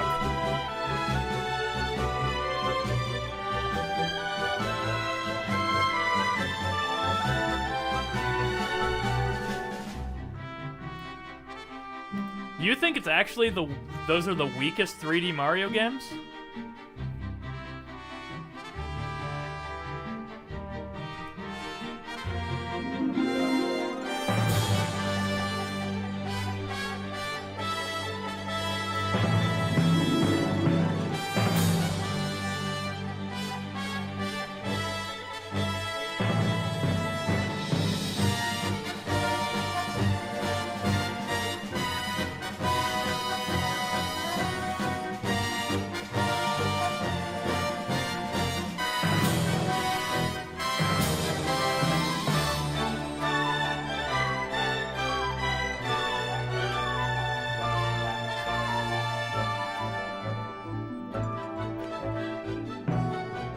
Odyssey being that high is pretty base decks. I appreciate that.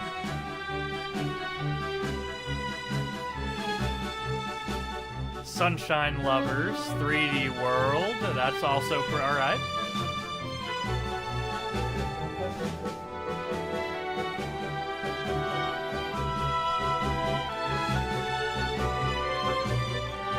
Man, the diverse Mario takes we have in chat is pretty fascinating.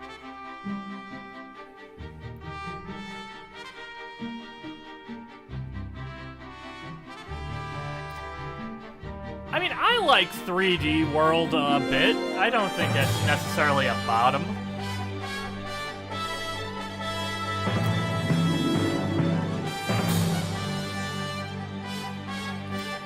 Honestly, 64 might be at the bottom for me.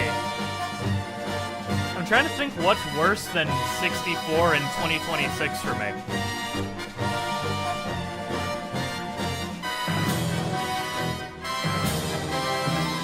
Like, definitely an influential game. Definitely worthy of praise, but like, I don't know. People tell me it's still great, and I don't believe it. Yeah, see, 64's level design is very hit or miss for me, and I think that's not an unpopular. 1's in chat for It's World from Tori 3D, folks. 2's in chat for Bowser's Galaxy Generator from Super Mario Galaxy 2. That is probably the most true statement I've ever read in my life. Super Mario 64 is as good as you are at controlling it. That is 100% the correct take. Because I let my girlfriend play Super Mario 64 one time as like her first time playing a Mario game. Watching her flounder like a fish was just so funny. It was absolutely not... She was not having fun with how bad she was at it.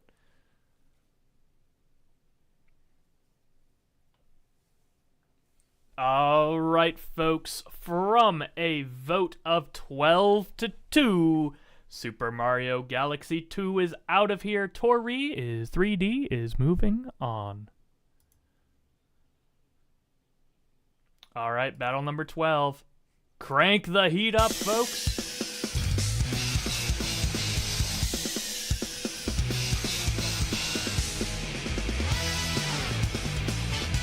See, I don't even think 64, though, is necessarily only bad because of controls.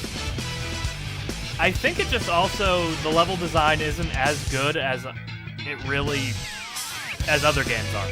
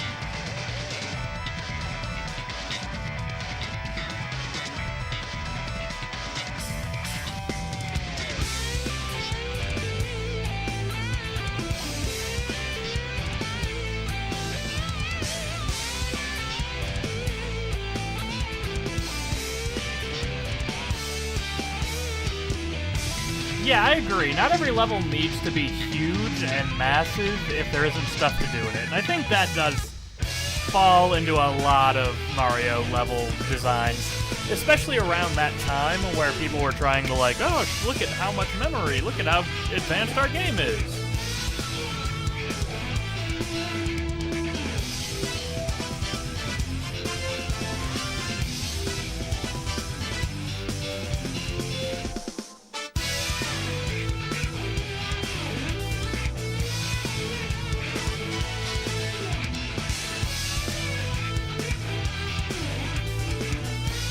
God, watching you guys talk about Mario level design makes me think, is Mario even a good game?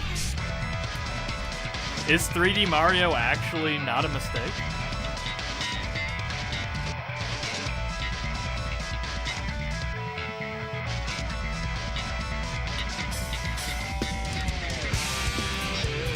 What do you mean? Hold on a minute.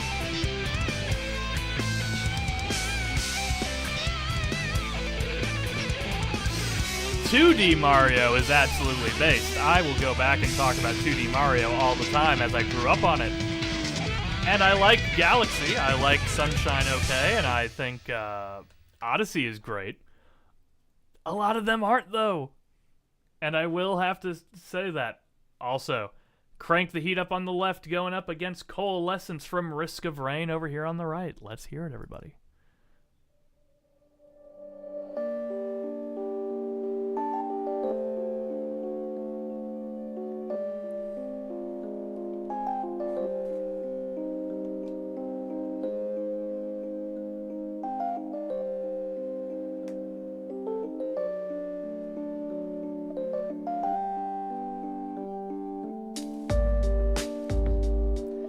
This is a tough matchup. These two songs are both really good.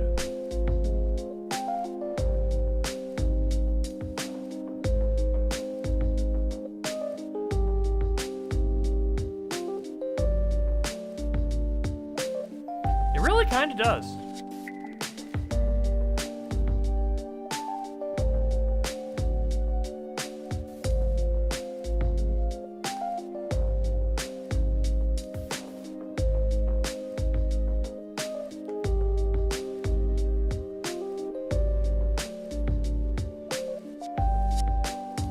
Now, if you guys are talking about influential 3D platformers,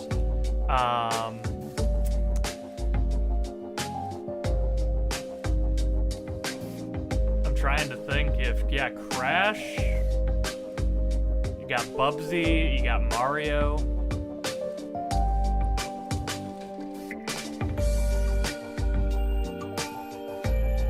You know what? I'll say this. I think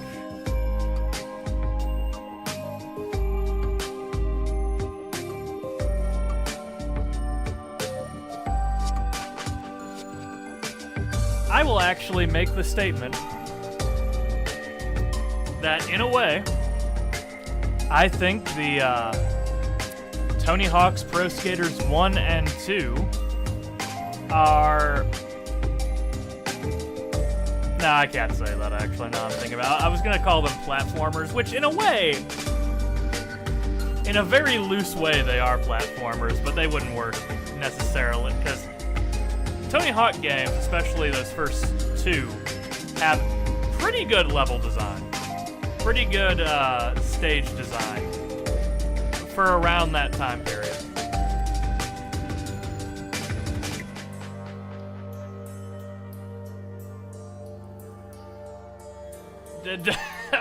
Okay, hold on. We're talking about the 90s. We're talking about early 2000s. I'm not touching Downhill Jam.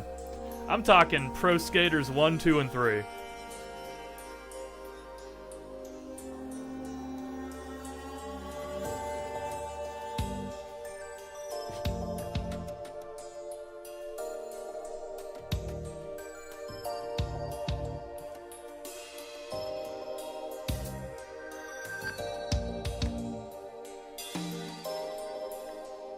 I will say, I think in terms of platformers, I am slightly biased because my favorite platformer would probably be Jet Set Radio Future, but yeah, I really don't know. I'm trying to think about it.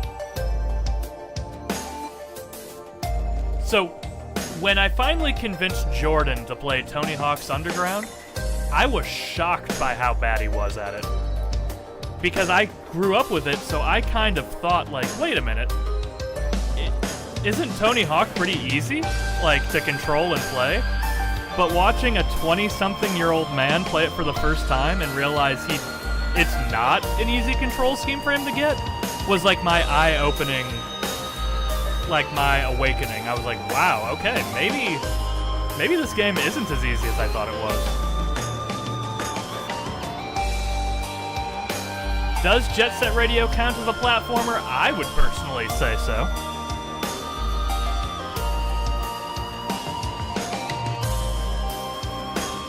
Foundry was so crazy as a kid. I was like, what do you mean I can die in lava? And then get out of it and immediately live.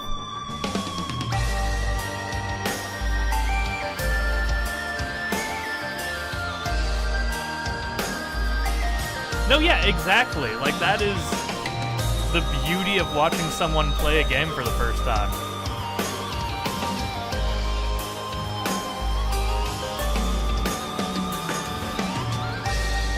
Oh, Dax, if you love it when games kick your ass, you will have fun in Catherine. Catherine will whoop your ass. Actually, I think most of the games on the Dylan Special will kick your ass.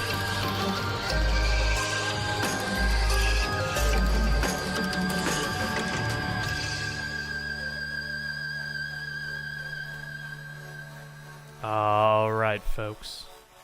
One's in chat for Crank the Heat Up from Sonic Adventure. Two's in chat for Coalescence from Risk of Rain. Both of these are really good.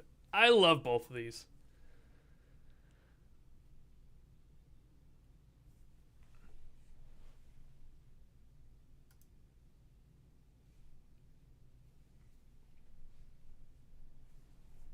Oh my god, this is super even.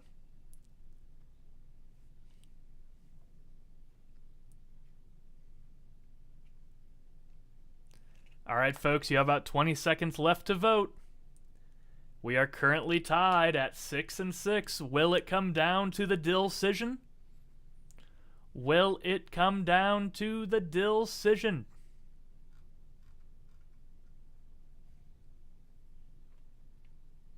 It looks like it will. Oh, wait. It's not coming down to... Aaron in with the steel chair at the end. From a vote of 8-6, with my vote going to Coalescence, Risk of Rain will be moving on. Sonic Adventure, thank you for coming, but unfortunately, you are out of here. Risk of Rain is moving on. Battle 13 here on the left. Everybody new Danganronpa. V3.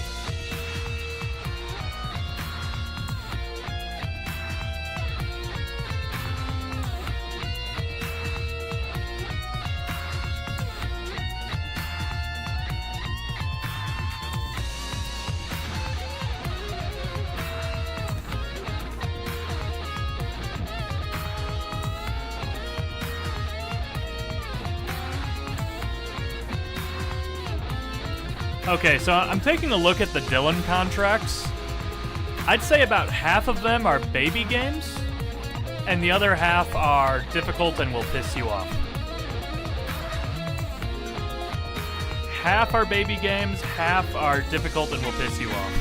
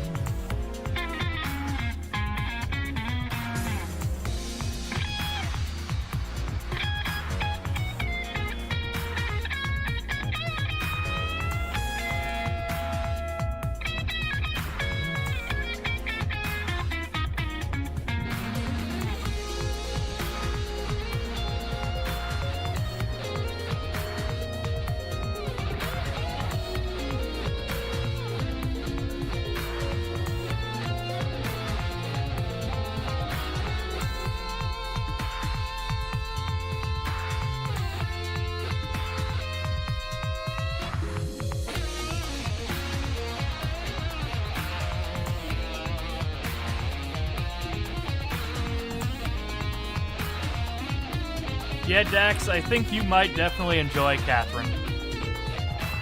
Catherine has a lot of that vibe in it, I'll be honest.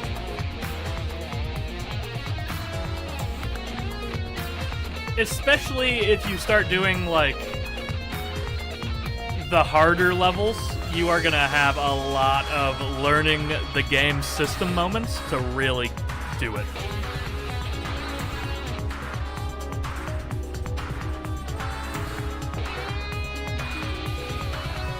Yeah, as someone that completed the Babel mode, I have played my fair share of Catherine. I have put a good chunk of time into it. It is a very fun game, and I never feel like I'm good enough. I always feel like I am doing user error and that I can be better. So when I flub up, it's not the game is bullshit, it's that I just suck. Even if it is actually the game being bullshit.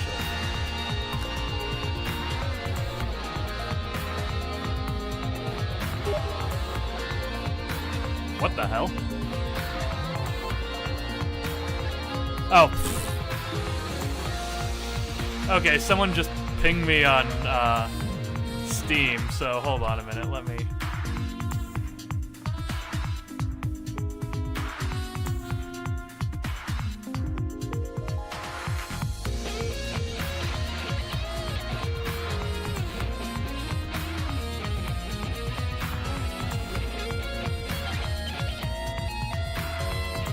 Nah, someone was pinging me, wanting me to play Magic with them.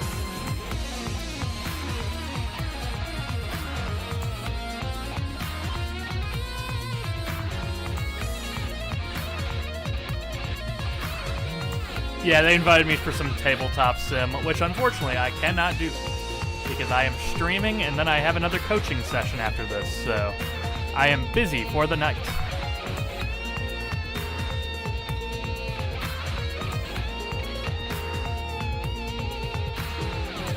Oh, yeah, what was your question again, Type? Can you repeat that? Which question were you asking? Type, if you want women to look down on you, Catherine is probably the game for that.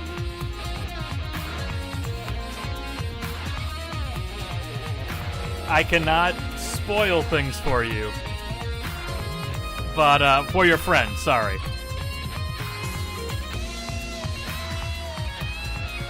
Have I ever done any meme games on Tabletop Simulator? I'm curious. What do you define as a meme game? I don't really know.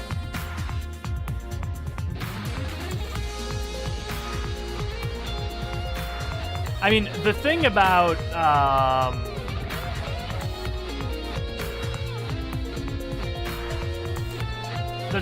Catherine is that Catherine is a very thought-provoking game and has a lot of cool elements of it.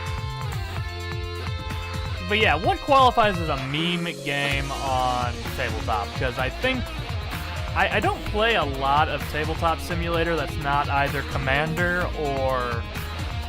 I did play the Danganronpa game that Froggy introduced us to quite a little bit. But that's probably about the, No, I haven't played any of those.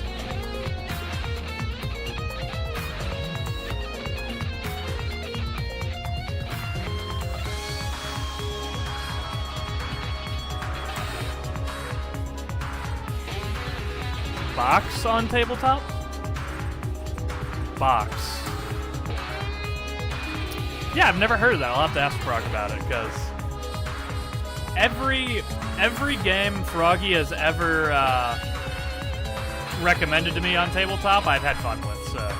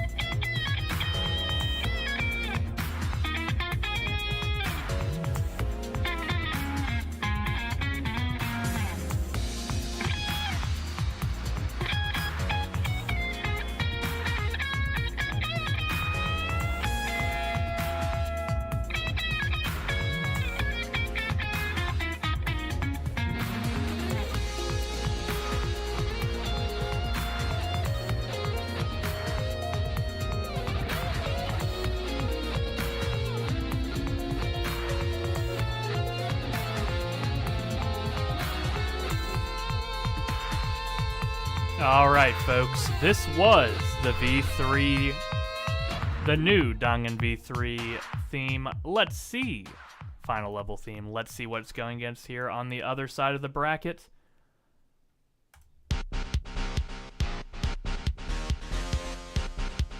The return of Pizza Tower.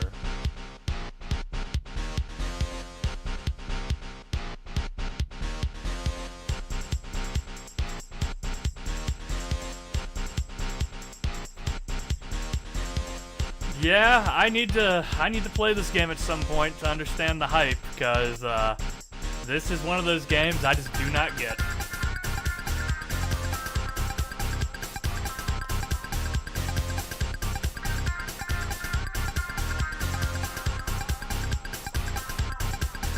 Look, I very well could be wrong. But, like, I don't know. I've never had a experience with this game that, like, really makes me get the hype.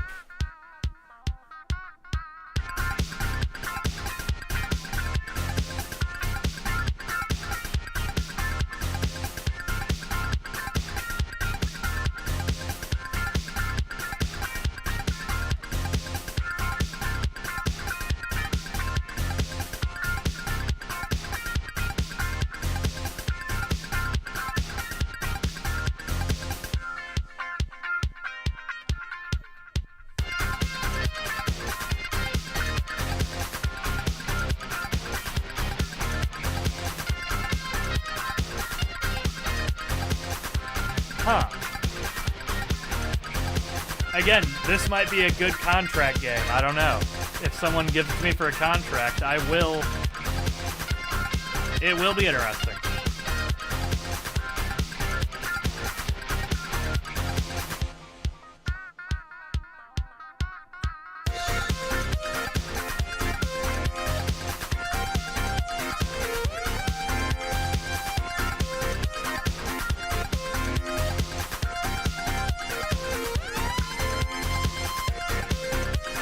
See, I'm always really careful about buying into the hype of games. Because this game was really, really, really heavily hyped when it came out, and I didn't want to, like, buy into it and then be disappointed. So maybe with my first time playing it being quite a while after release, maybe I'll be able to go into it with, like, a more open mind. Because I'm definitely not as over it as I used to be. I'm definitely nicer to it now than I was, like, watching Jordan play it.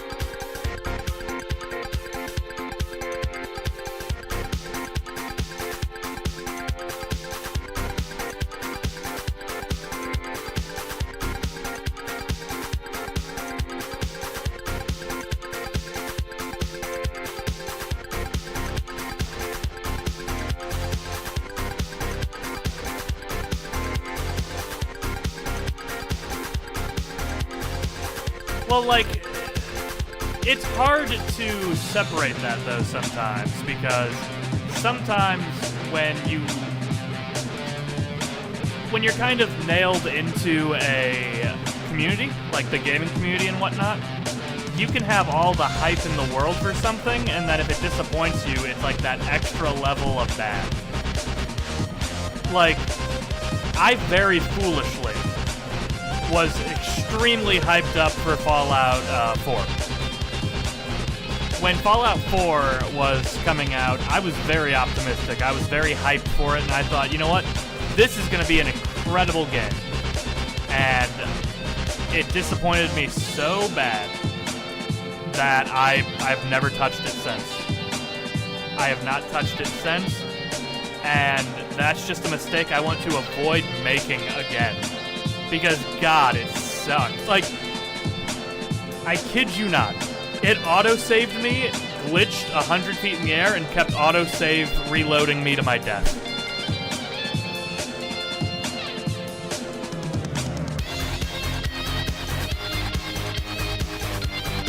It was terrible. And yeah, no, when Asgol was telling me about Raiden 3 Ex Mikado, same deal. Like, I get the same vibe.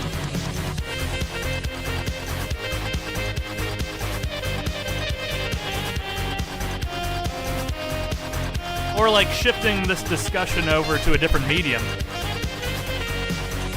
Everybody I knew in high school was telling me, Dylan, you have to watch this new anime. This new anime that's coming out is, like, the greatest anime I've ever seen. And you are going to love this. This is a incredible anime. It's a must-watch for anime fans. You have to watch it. It's the greatest anime you'll ever watch.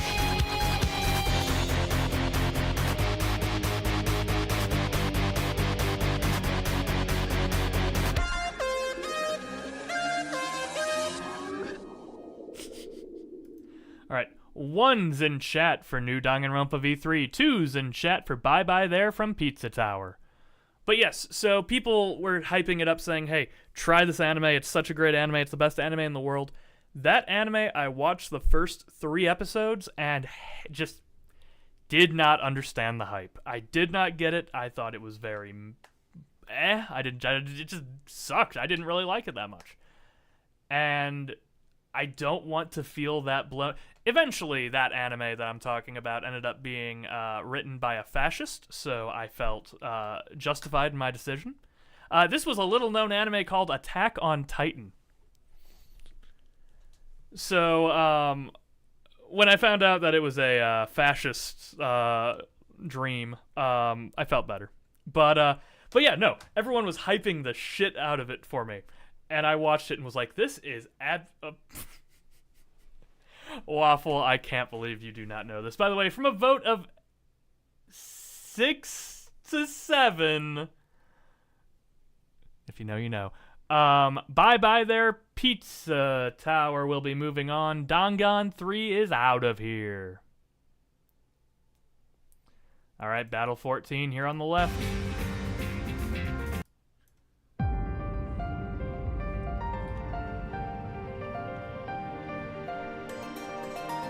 But yes, Waffle.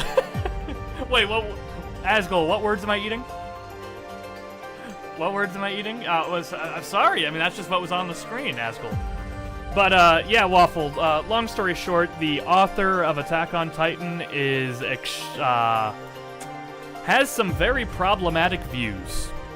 So I would recommend not enjoying stuff from that guy.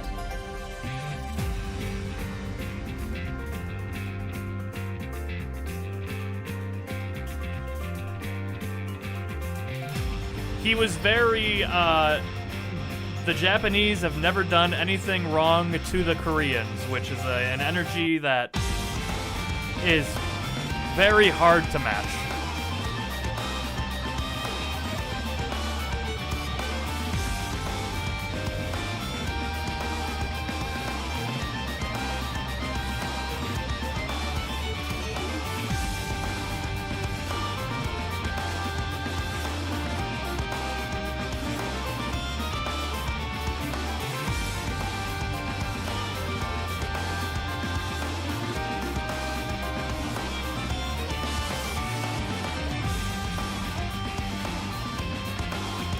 See, the not wanting to buy into the hype sort of mentality is also why I have never watched Oshinoko. I've never watched Oshinoko, and that is just mostly because everyone was telling me it's the greatest thing ever, and I kind of don't want to, like, ruin it for myself.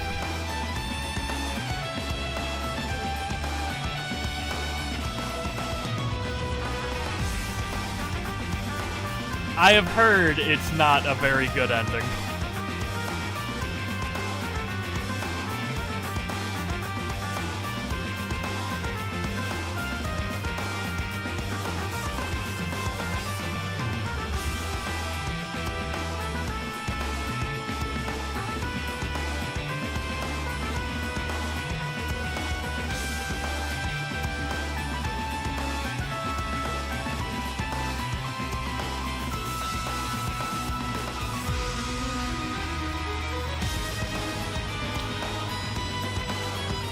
What was the other really fascist anime that came out in the last few years? Darling in the Franxx, I think it was? That one was also full of a bunch of weirdos?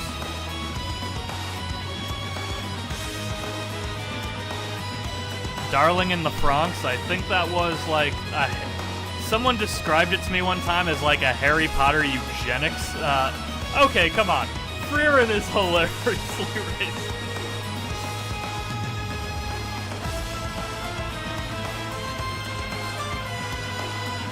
Need a tree.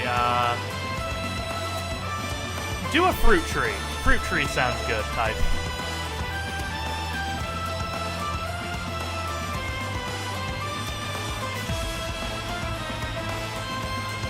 But yeah, someone once told me that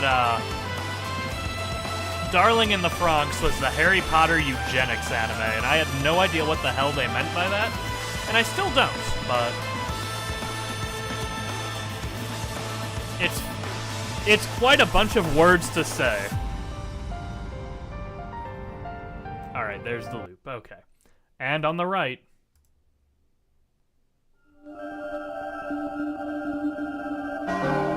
Oh, I think that was it, Rosie. I think you're right, yeah.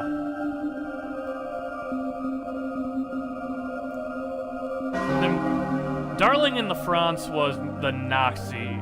yeah, the Nazi one. Yeah, they're right. I flipped them up. I thought... Isn't Harry Potter... Yeah... Poor Harry Potter fans.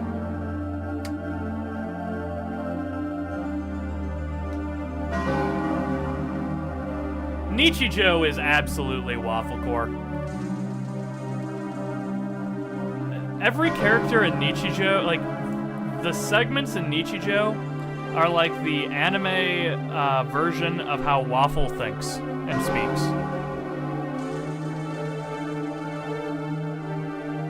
Like, Nichijou is literally if you took Waffle's brain waves and you animated them.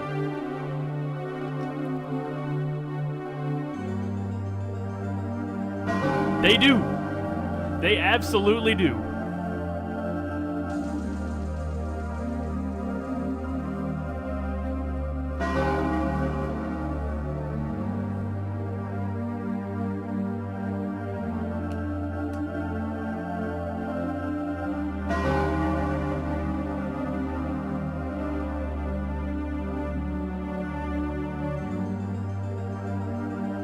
Yeah, that looped, yeah.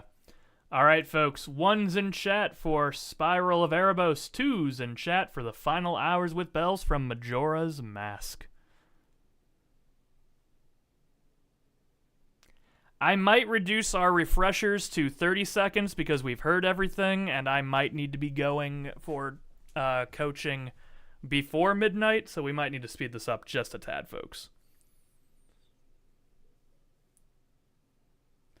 All right, from a vote of 11 to 2, Spiral of Erebos will be moving on. Final hours from Majora's Mask, even though I love you as a game, is out of here. Yeah, context is needed for the Majora's Mask one. All right, 15. Sonic Colors, baby. Oh yeah, with the refreshers, things will go a lot faster.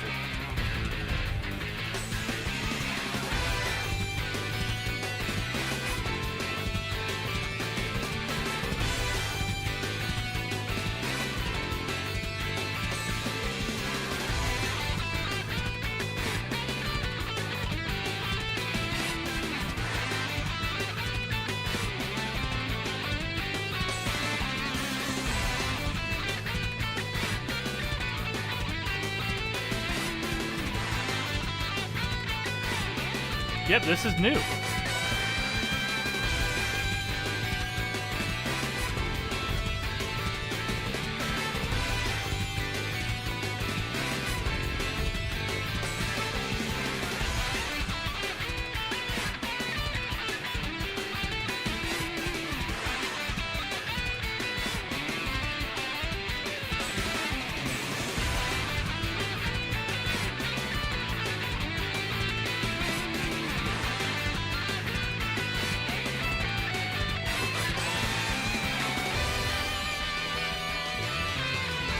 I've never heard anyone say anything bad about the Colors OST. I've never heard anyone really talk glowingly about the gameplay, though.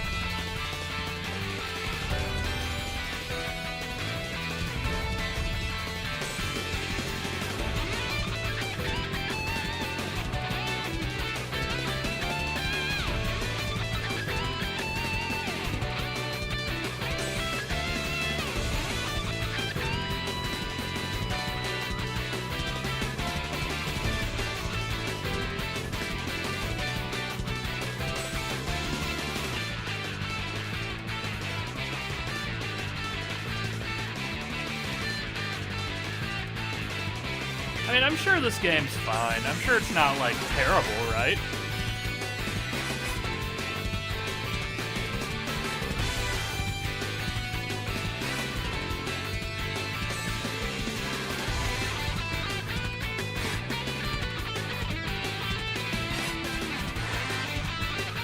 By the way, did that loop already?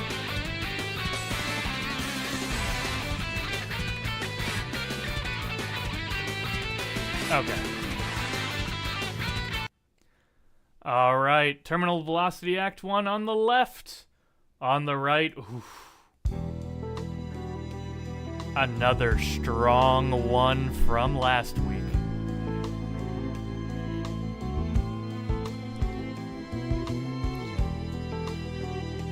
This is a top 4 for me.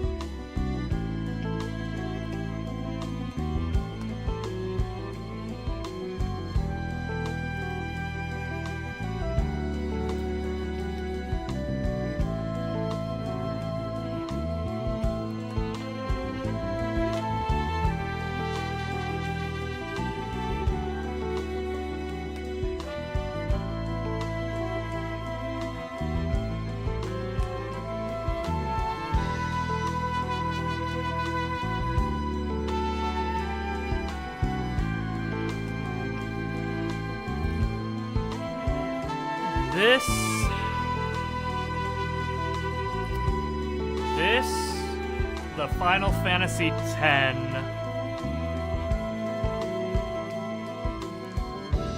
and Catherine are probably 3 of my top 4 for this comp, personally. The other one that I'm feeling top 4, I'm not sure. There's a couple of other really good ones.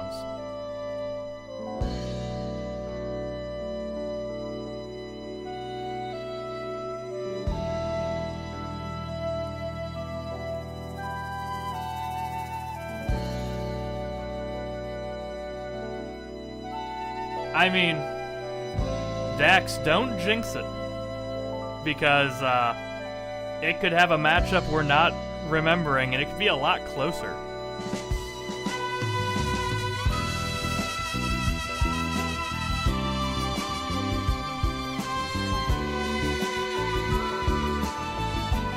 I mean, this one is just really damn good. I mean, look, it's not losing this one, Dax.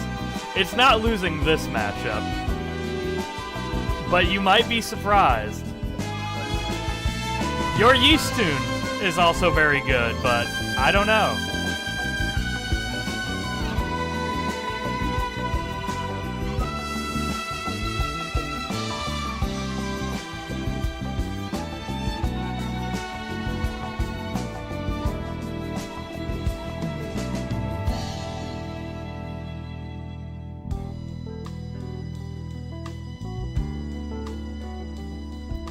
I mean, that Risk of Rain song's also been very enjoyed. I don't know. I do think this is probably the favorite, though.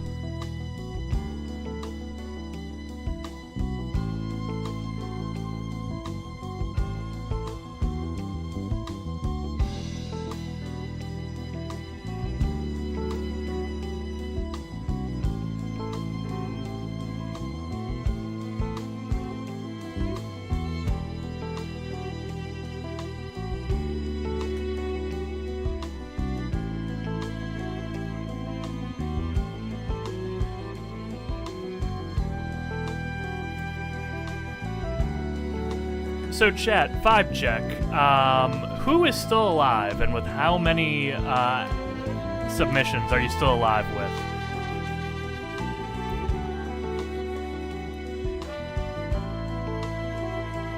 I was gonna say, I'm still in with 1 or 2. I don't remember what my other one was.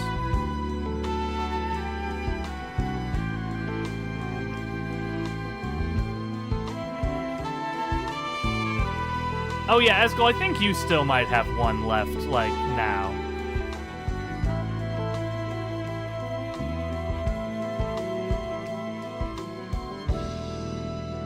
I think. We will see, because I forget what your submission was, specifically.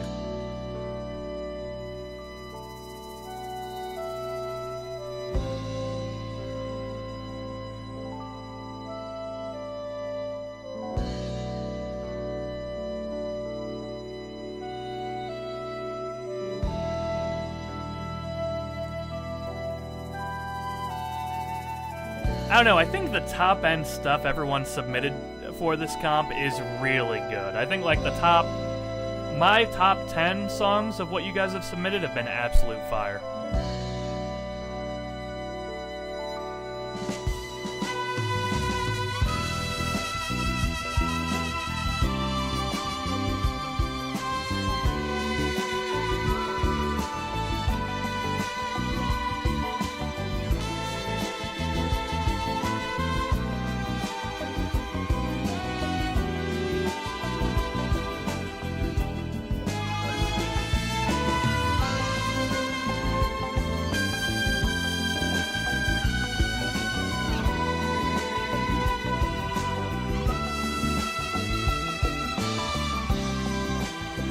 See, this is how I know that Rosie is fair, because Rosie voted against Secret Rings, so I appreciate the non-bias. It's always great when you see somebody vote against their own because they just like the other one better.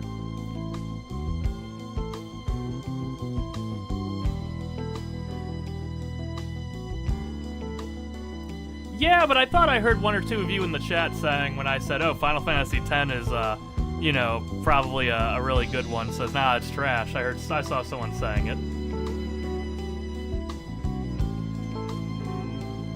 Alright, chat, while this song is ending, 1's in chat for Sonic Colors, 2's in chat for Etrian Odyssey 4.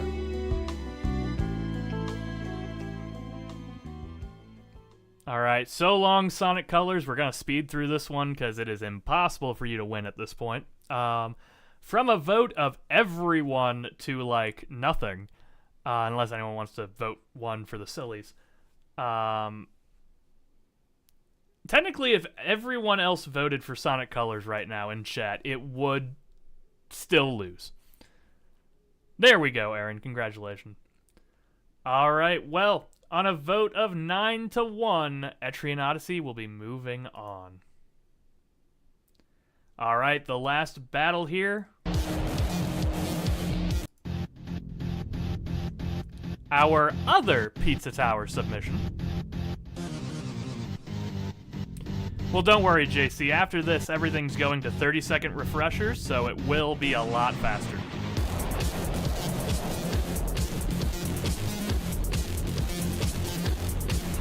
I mean, hey, it can happen.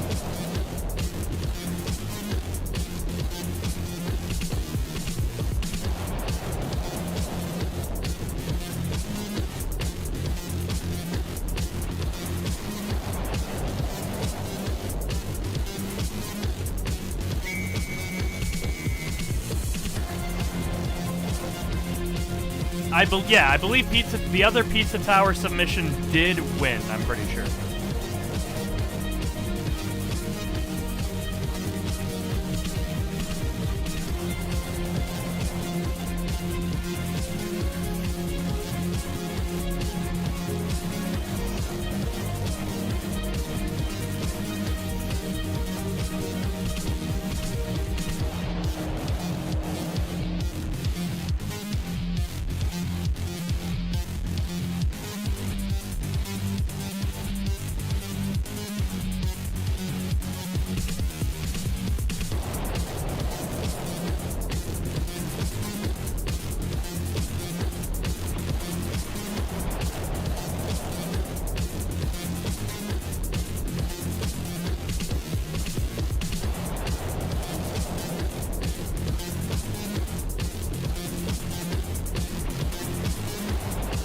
I mean, again, it will be 30-second refreshers, so who knows? If a song has a better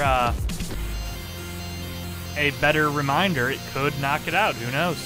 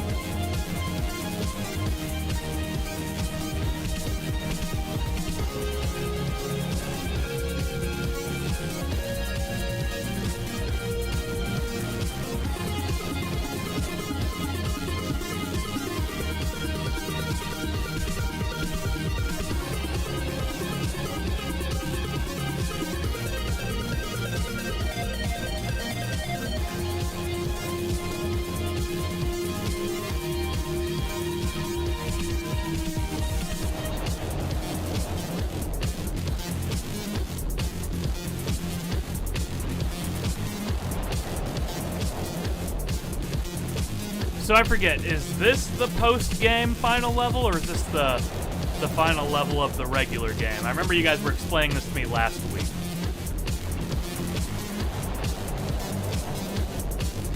This is pre-final boss. Okay.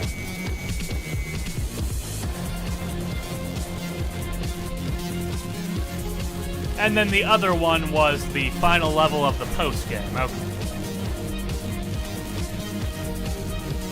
I do like the strings on this one a lot.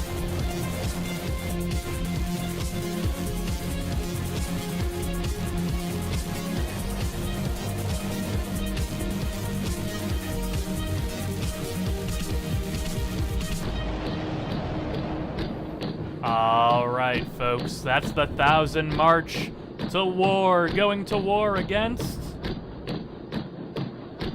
the returning cave story.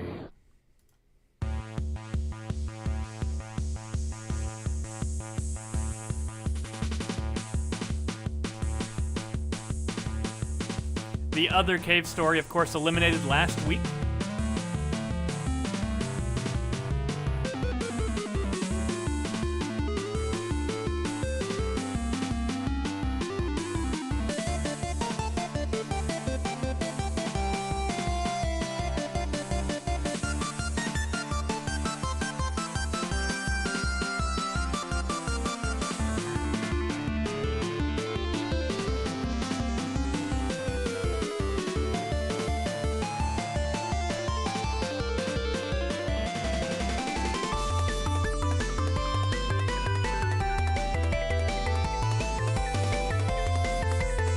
This is also very good. I like this a lot.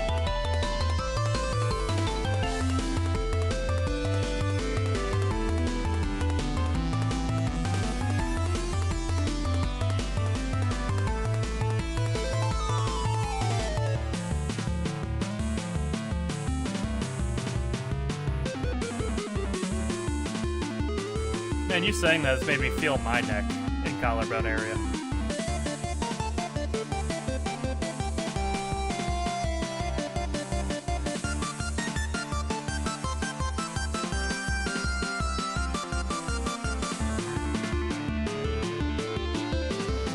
Yeah, collarbone pain is very rough.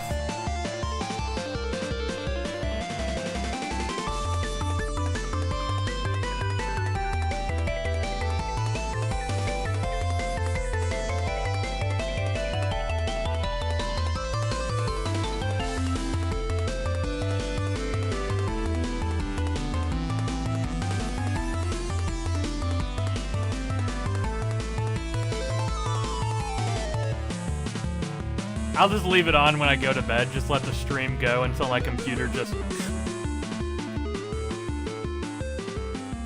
Alright, everybody. 1's in chat for Pizza Tower 1,000 March.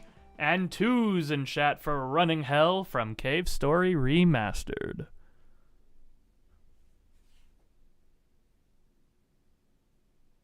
This is looking to be a pretty tight race here. Back and forth, a great end to this round. Mixed votes both ways. Will it come down to the decision, or will we flip our first Frank tonight?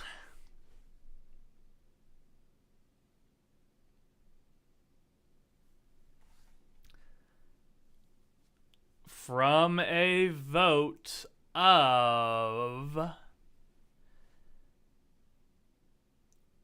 From a vote of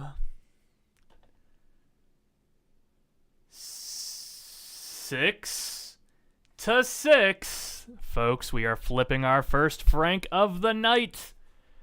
Here we go, folks. 6 to 6, and Pizza Tower will be moving on. Cave Story is dead by coin flip. All right, everybody, we have 30-second refreshers here on out. Let's go through this and see who will be walking out supreme.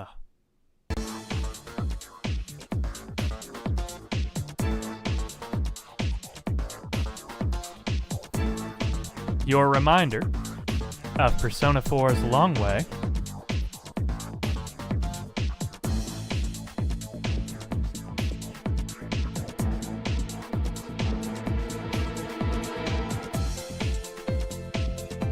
Welcome, Froggy. Alright, catch you later, JCL. Alright, your refresher for Long Way versus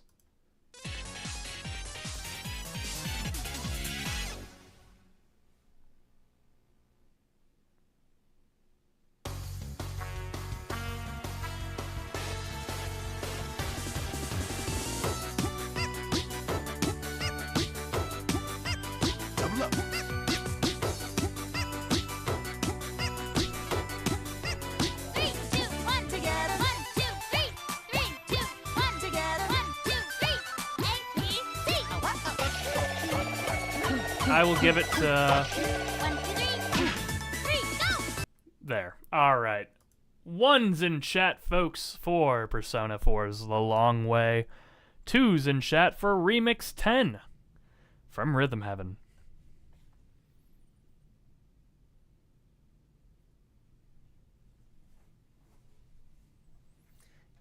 This one looks to be a little more of a blowout, folks, from a vote of 9-3, with my vote going the way of The Long Way. Rhythm Heaven will be out of here. Persona 4 will move on to quarterfinals. All right, battle number 2.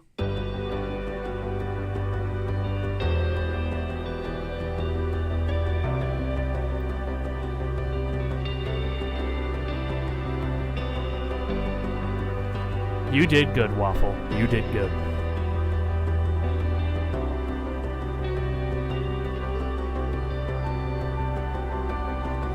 Whispers falling silently drift on the wind. But I hear you on the left. What do we hear on the right?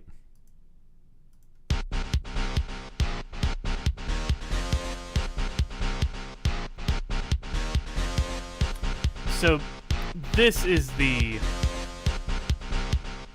post-game final level.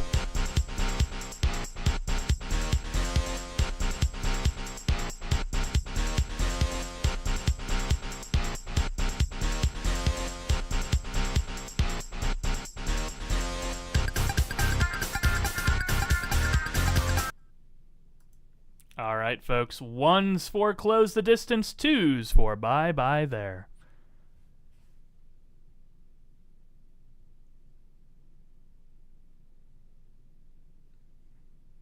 All right, a surge of votes onto the left for close the distance, with some rebound votes coming back on the right to put Pizza Tower back into striking position. Folks, we have a matchup on our hands. Who is going to be moving on? Who will be moving to the finals? Well, quarters first, but will it come down to a decision? Votes. We've got some votes out there.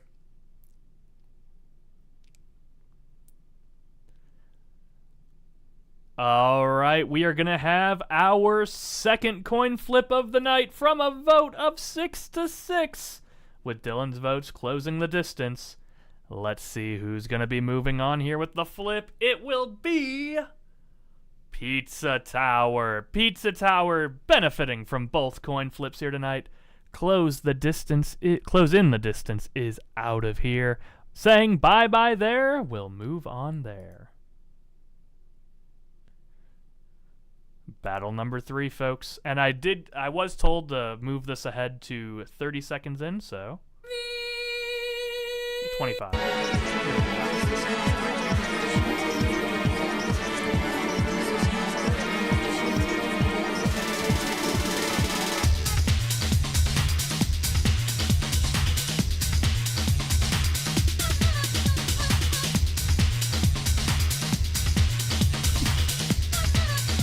Look, I have the message right over here. You guys can see it.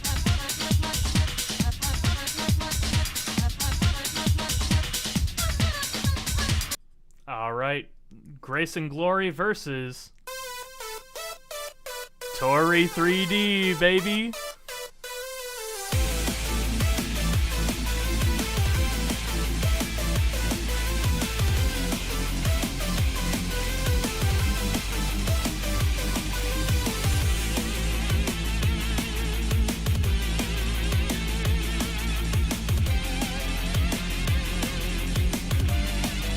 He's just a funny little guy. Alright, ones in chat for Grace and Glory, the E's. Twos in chat for Tori. There's E's no matter which way you vote. Many E's in this battle.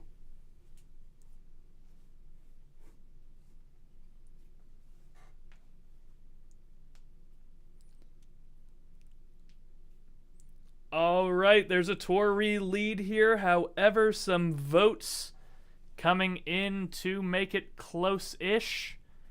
I do believe 7 is probably going to be the magical number given chat numbers, but 6 will probably do it unless we have any last-minute voters out there wanting to push either over.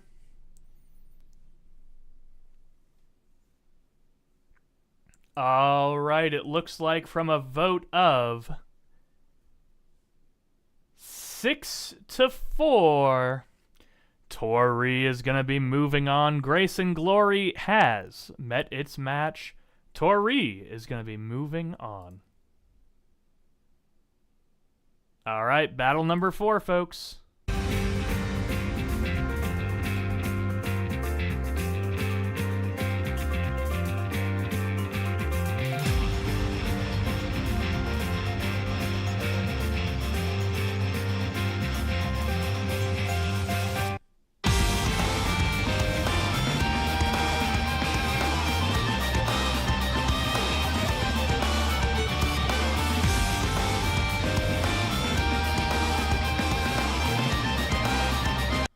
Spiral of Erebos versus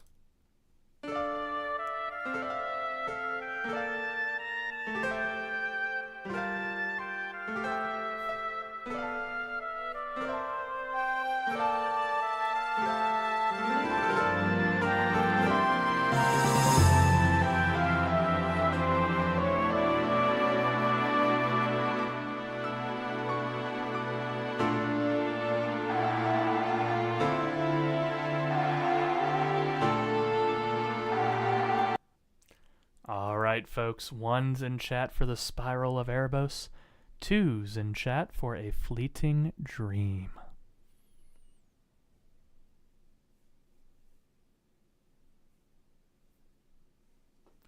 This one's a close one. Back and forth votes for Final Fantasy, as someone has been telling me to say, X, not 10. 5-4, still anyone's vote. Still within the realm of a coin flip or a decision.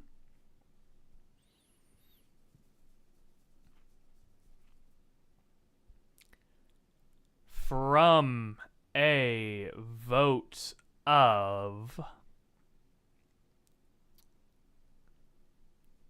6-4, a fleeting dream is fleeting on into the quarterfinals. Spiral of Erebos is spiraling into a loss. Fleeting dream will be moving on. Closer than I thought that one was going to be. All right, Catherine.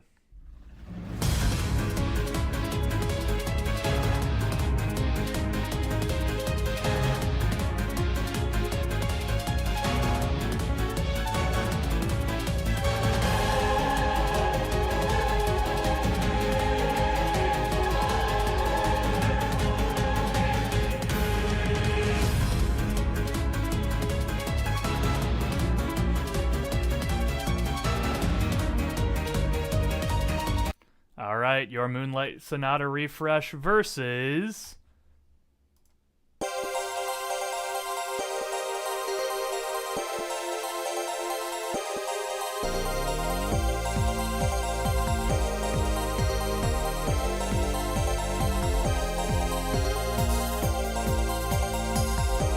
man, this one's hard for me. I like both these a lot.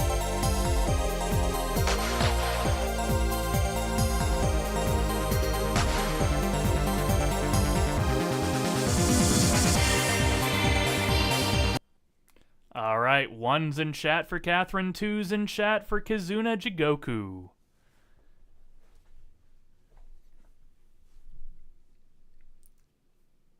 This one is kind of, for me, I'm voting in the way of which one sounds more like a final level theme, because I like both of them great, in terms of like just both of the compositions here.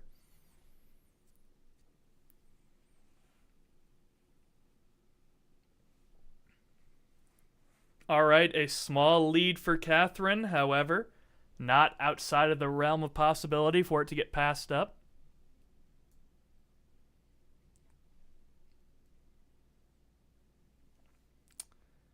Another vote there for Kizuna Jigoku. From another vote of 6-4, Catherine's Moonlight Sonata will be moving on. Thank you for coming, Industry from Kizuna Jigoku. Thank you for coming. Unfortunately, you are out of here.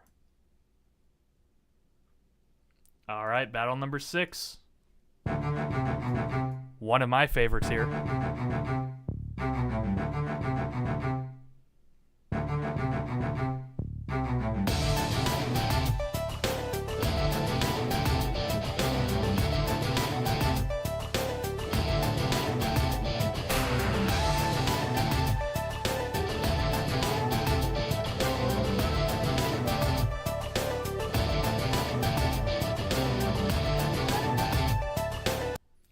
Versus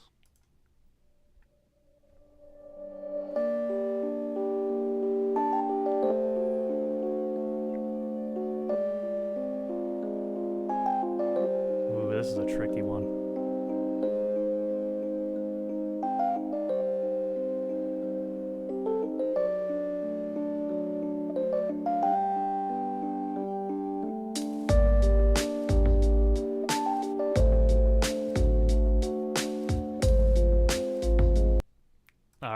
Ones in chat for Tower of the Shadow. 2s in chat for Coalescence.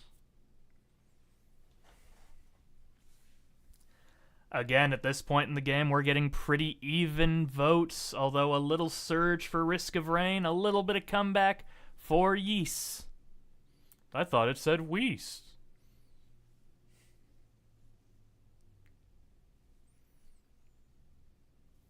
All right, it is a neck and neck vote, although J-Ray just came in with the steel chair, giving it to Risk of Rain right now. Do we have any other voters to possibly tie it up or put it into the decision mode? You've got 15 seconds to do so. From a vote of, with Frog's vote, from a vote of 8-4, Coalescence will be moving on. Tower of the Shadow is now gone. I think Coalescence can win. I think it's that good.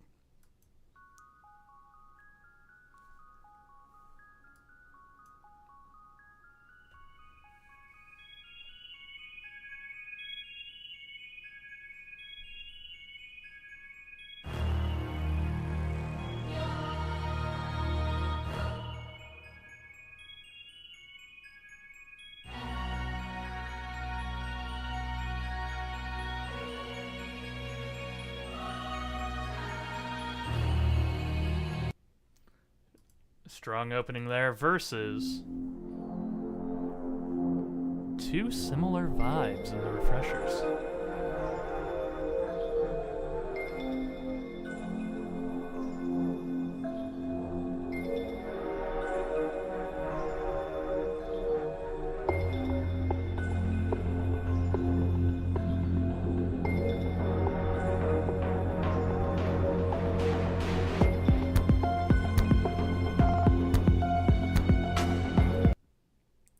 Alright, 1s in chat for Area Zero theme, 2s in chat for Virtue's Last Reward.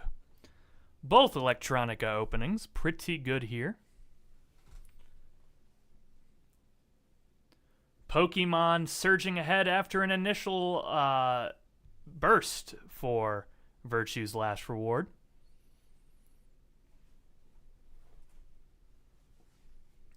Still within the realm of possibility, however, it does look like currently Pokemon will be moving on from a vote of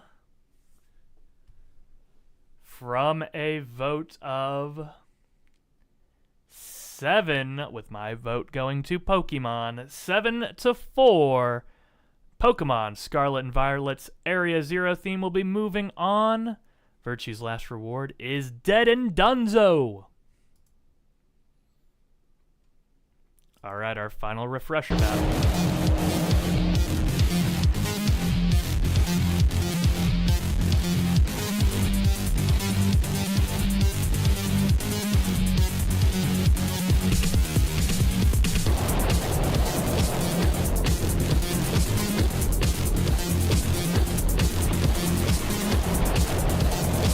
Haskell, I think the one I thought was yours actually did get voted out. I don't think it's yours still is. I thought so. I said I'm not sure. I think so. Yeah, because Etrian Odyssey is the last one here. I'm sorry, Haskell. I thought that last Jigoku one, I thought that was yours, but I flipped it. Oh, okay, that makes sense. Sorry, I flipped you and that one. Okay, that makes sense. Slick as hell, by the way. Alright, 1's in chat for Pizza Tower, 2's in chat for the Dark Horse Etrian Odyssey.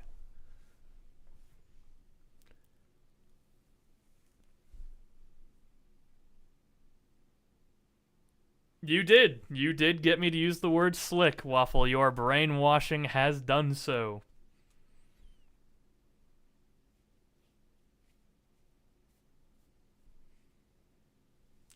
All right, Etrian Odyssey not quite out of the woods yet. Pizza Tower coming back with a couple of good votes here.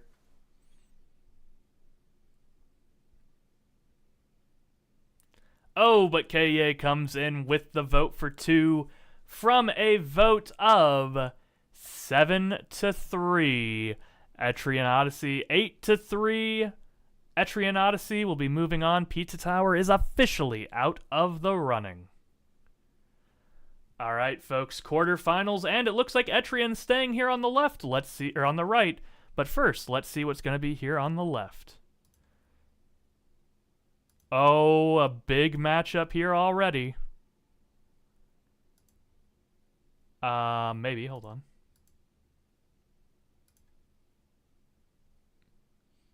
All right, folks, I'm going to have to see if this works here.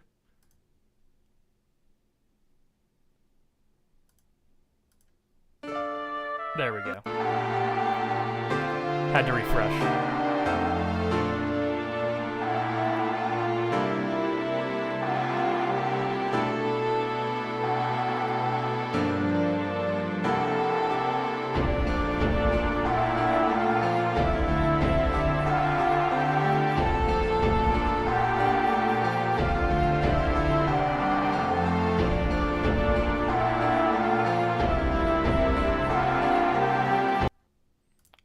Versus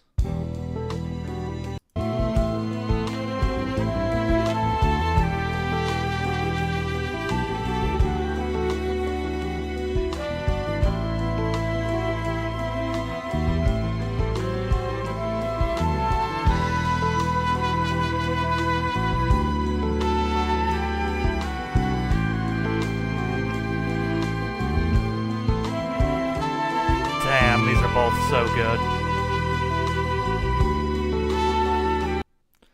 Alright, everybody. 1's in chat for A Fleeting Dream. 2's in chat for Etrian Odyssey 4. Both these tracks are so damn good.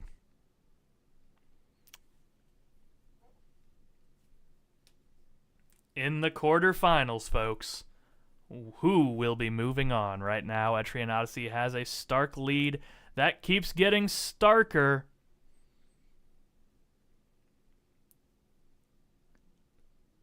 Final Fantasy X is just getting buried. From a vote of 7-3, with my vote going to Final Fantasy X, A Fleeting Dream's chances are just that, but fleeting dreams. Etrian Odyssey 4 will be moving on to the semis.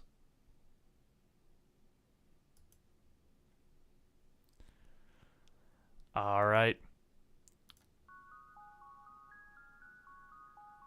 Your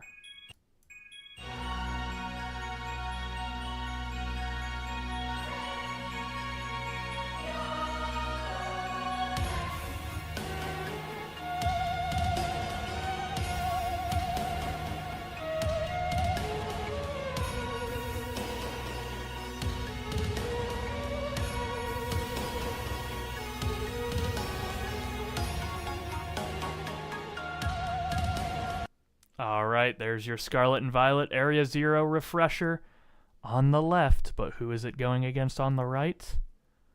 Oh, I forgot. Pizza Hut Tower did make it through.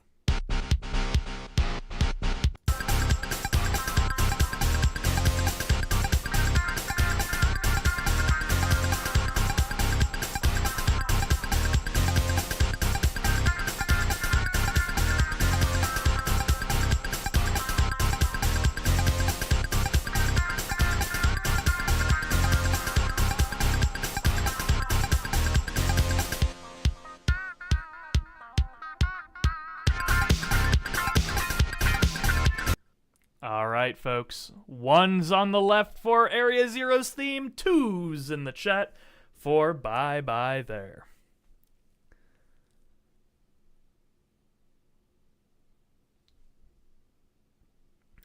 A little bit more of a split vote here.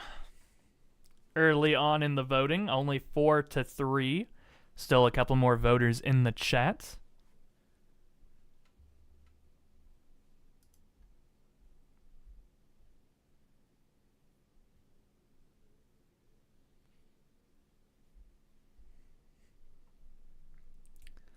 Four to 4.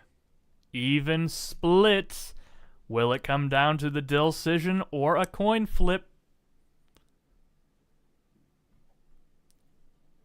Folks, it looks like Pizza Tower has been living and dying.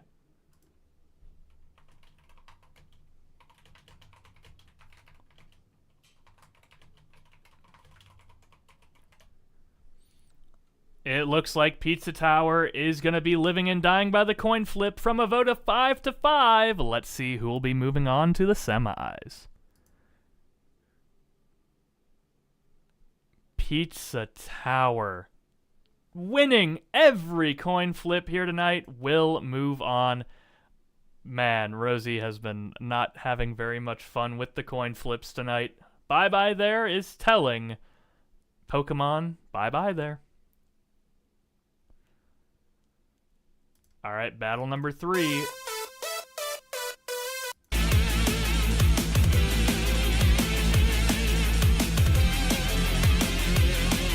God, this is kinda loud. Holy cow.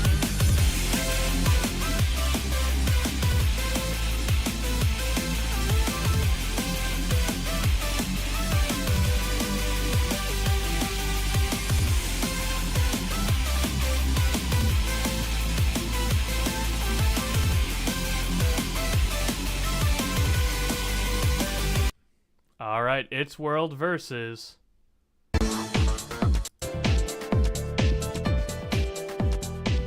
Long Way.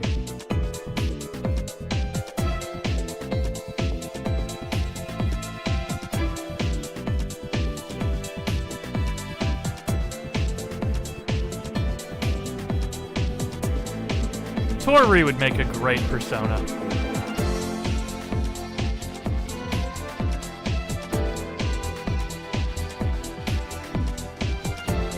Alright, folks. 1's for Tori, It's World. 2's for Yu Narukami's Long Way.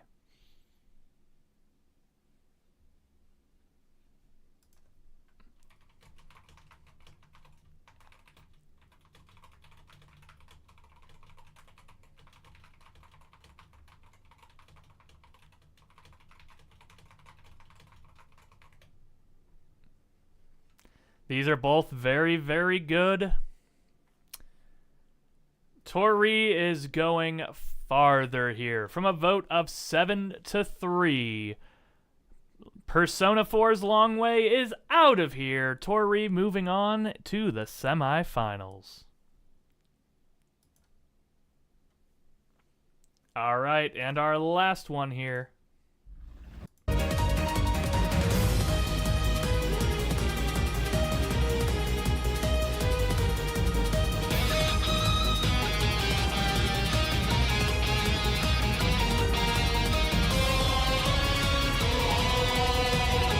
That electric guitar is very underrated.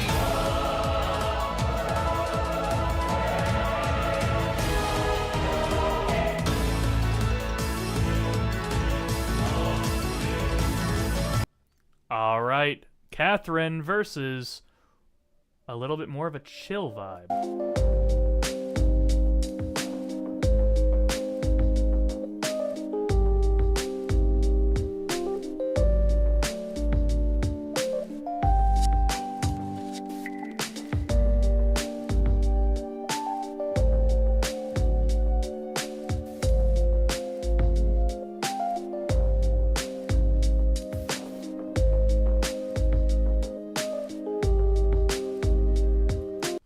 Both great tunes. 1's in chat for Catherine, 2's in chat for Coalescence.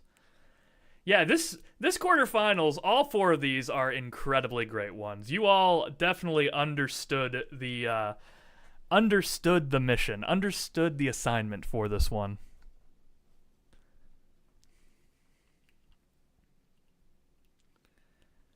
This is the closest tie we have had here. Well, we technically had a coin flip. You can't get much closer than a coin flip. Will we have any more votes, or will this come down to the decision?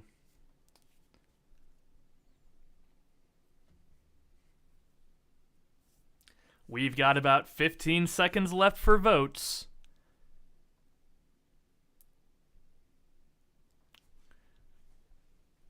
From a vote of 6 to 5, Catherine will be moving on. Risk of Rain, a wonderful run you had here. Coalescence is out of here.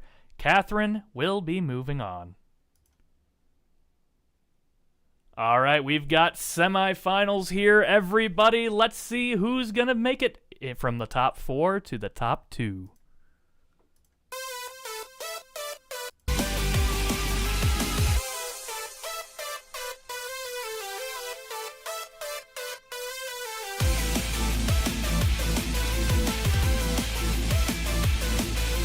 You know, maybe next time I will come up with a different RNG way to determine ties.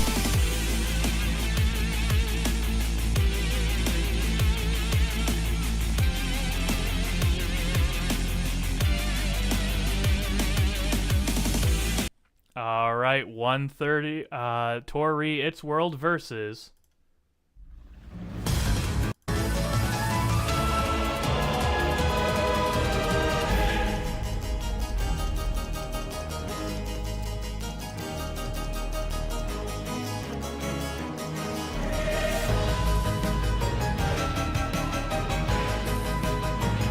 This is a battle of the girl bosses, unless Tori is a boy. I'm not 100% sure on Tori lore.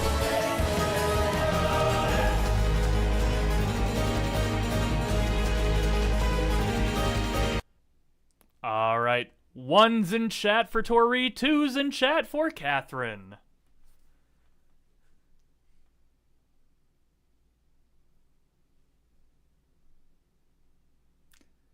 All right, still a pretty close bunch here, although it looks like Tori will probably be going on.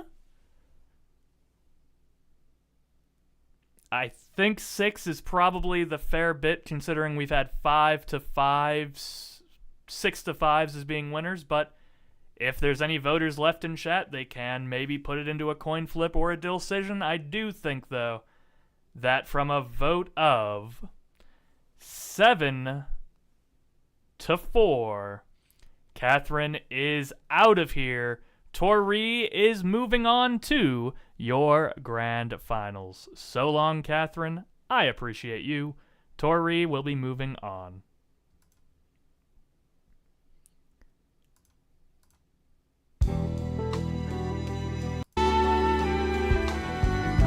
Yeah, I'll be honest, I'm not a big fan of the Tori. That's just my personal. It's a little loud for my taste, a little ear buggy, but everything else in the comp is a lot smoother, so I know where my vote's going.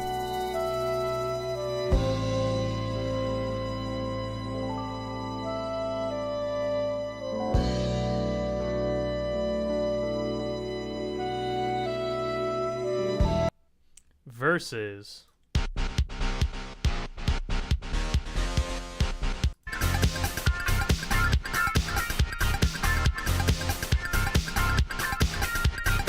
Okay, when I said everything else in the comp was smoother, I did not mean this. By everything else, I mean Etrian Odyssey.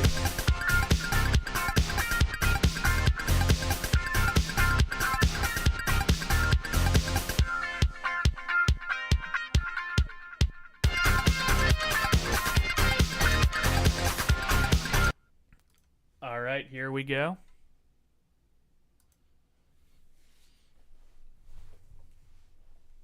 Ones in chat for Etrian Odyssey, twos in chat for Pizza Tower.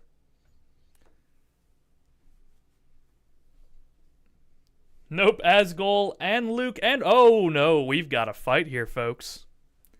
We have got a fight here in the chat.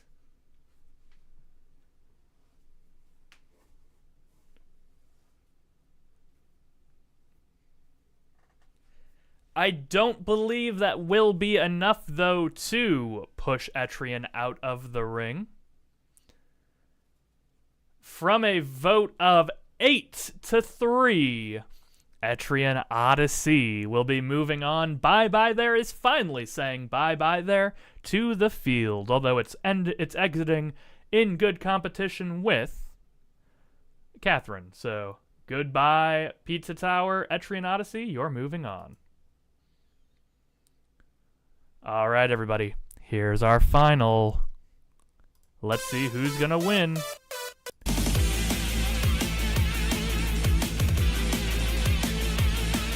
Wow, Luke, that was a great run.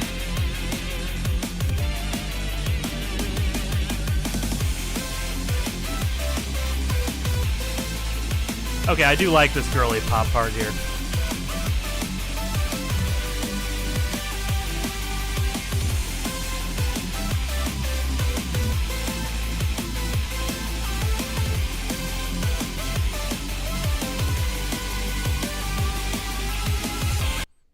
Versus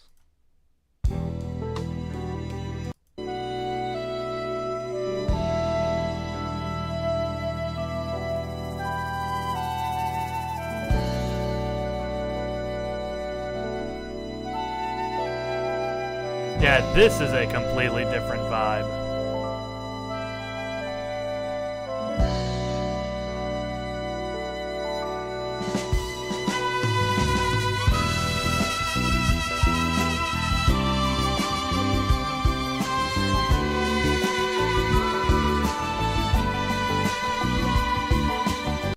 All right, folks, your final vote. Who will be reigning supreme? Who will be walking away with your first place in the best final level OST competition?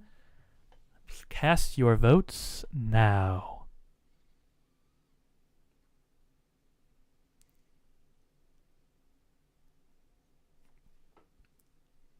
If you have any sneaking people in chat that are absent, get them now, because this is where their votes matter the most. Ladies and gentlemen, boys and girls, NBs of all ages, from a vote of 7-3, your silver medal tonight will be going to Tori, your champion here tonight. Blasting away the competition with horns so sweet, Etrian Odyssey is your winner here tonight. Gus exclamation Gus is our winner here tonight. Congratulations to Gus. Also, congratulations to Daffy, Dylan, Luke, Rosie, Typh, and I do believe this was Rhea? I think so, for the LUFC. But Rory, Waffle, Dax, several other great performances from everybody going on down. Your winner, though, tonight, one of the smoothest. This website's kind of goofing around a little bit.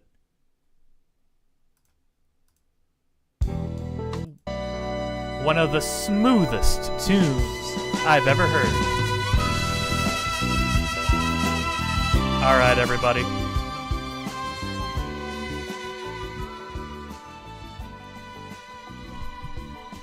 Thank you for coming tonight. I have to get going to work for coaching, but everybody, thank you for joining us here tonight. Next week, we will be finishing off our Duder Democracy with some Master Detective Archives Rain Code. End of the month, the final week of the month, will be our February song comp. I can't wait to see you guys then. Everybody, have a great night. Enjoy Gus's award-winning submission, and tune in next time for your next level experience. Have a good night, everybody.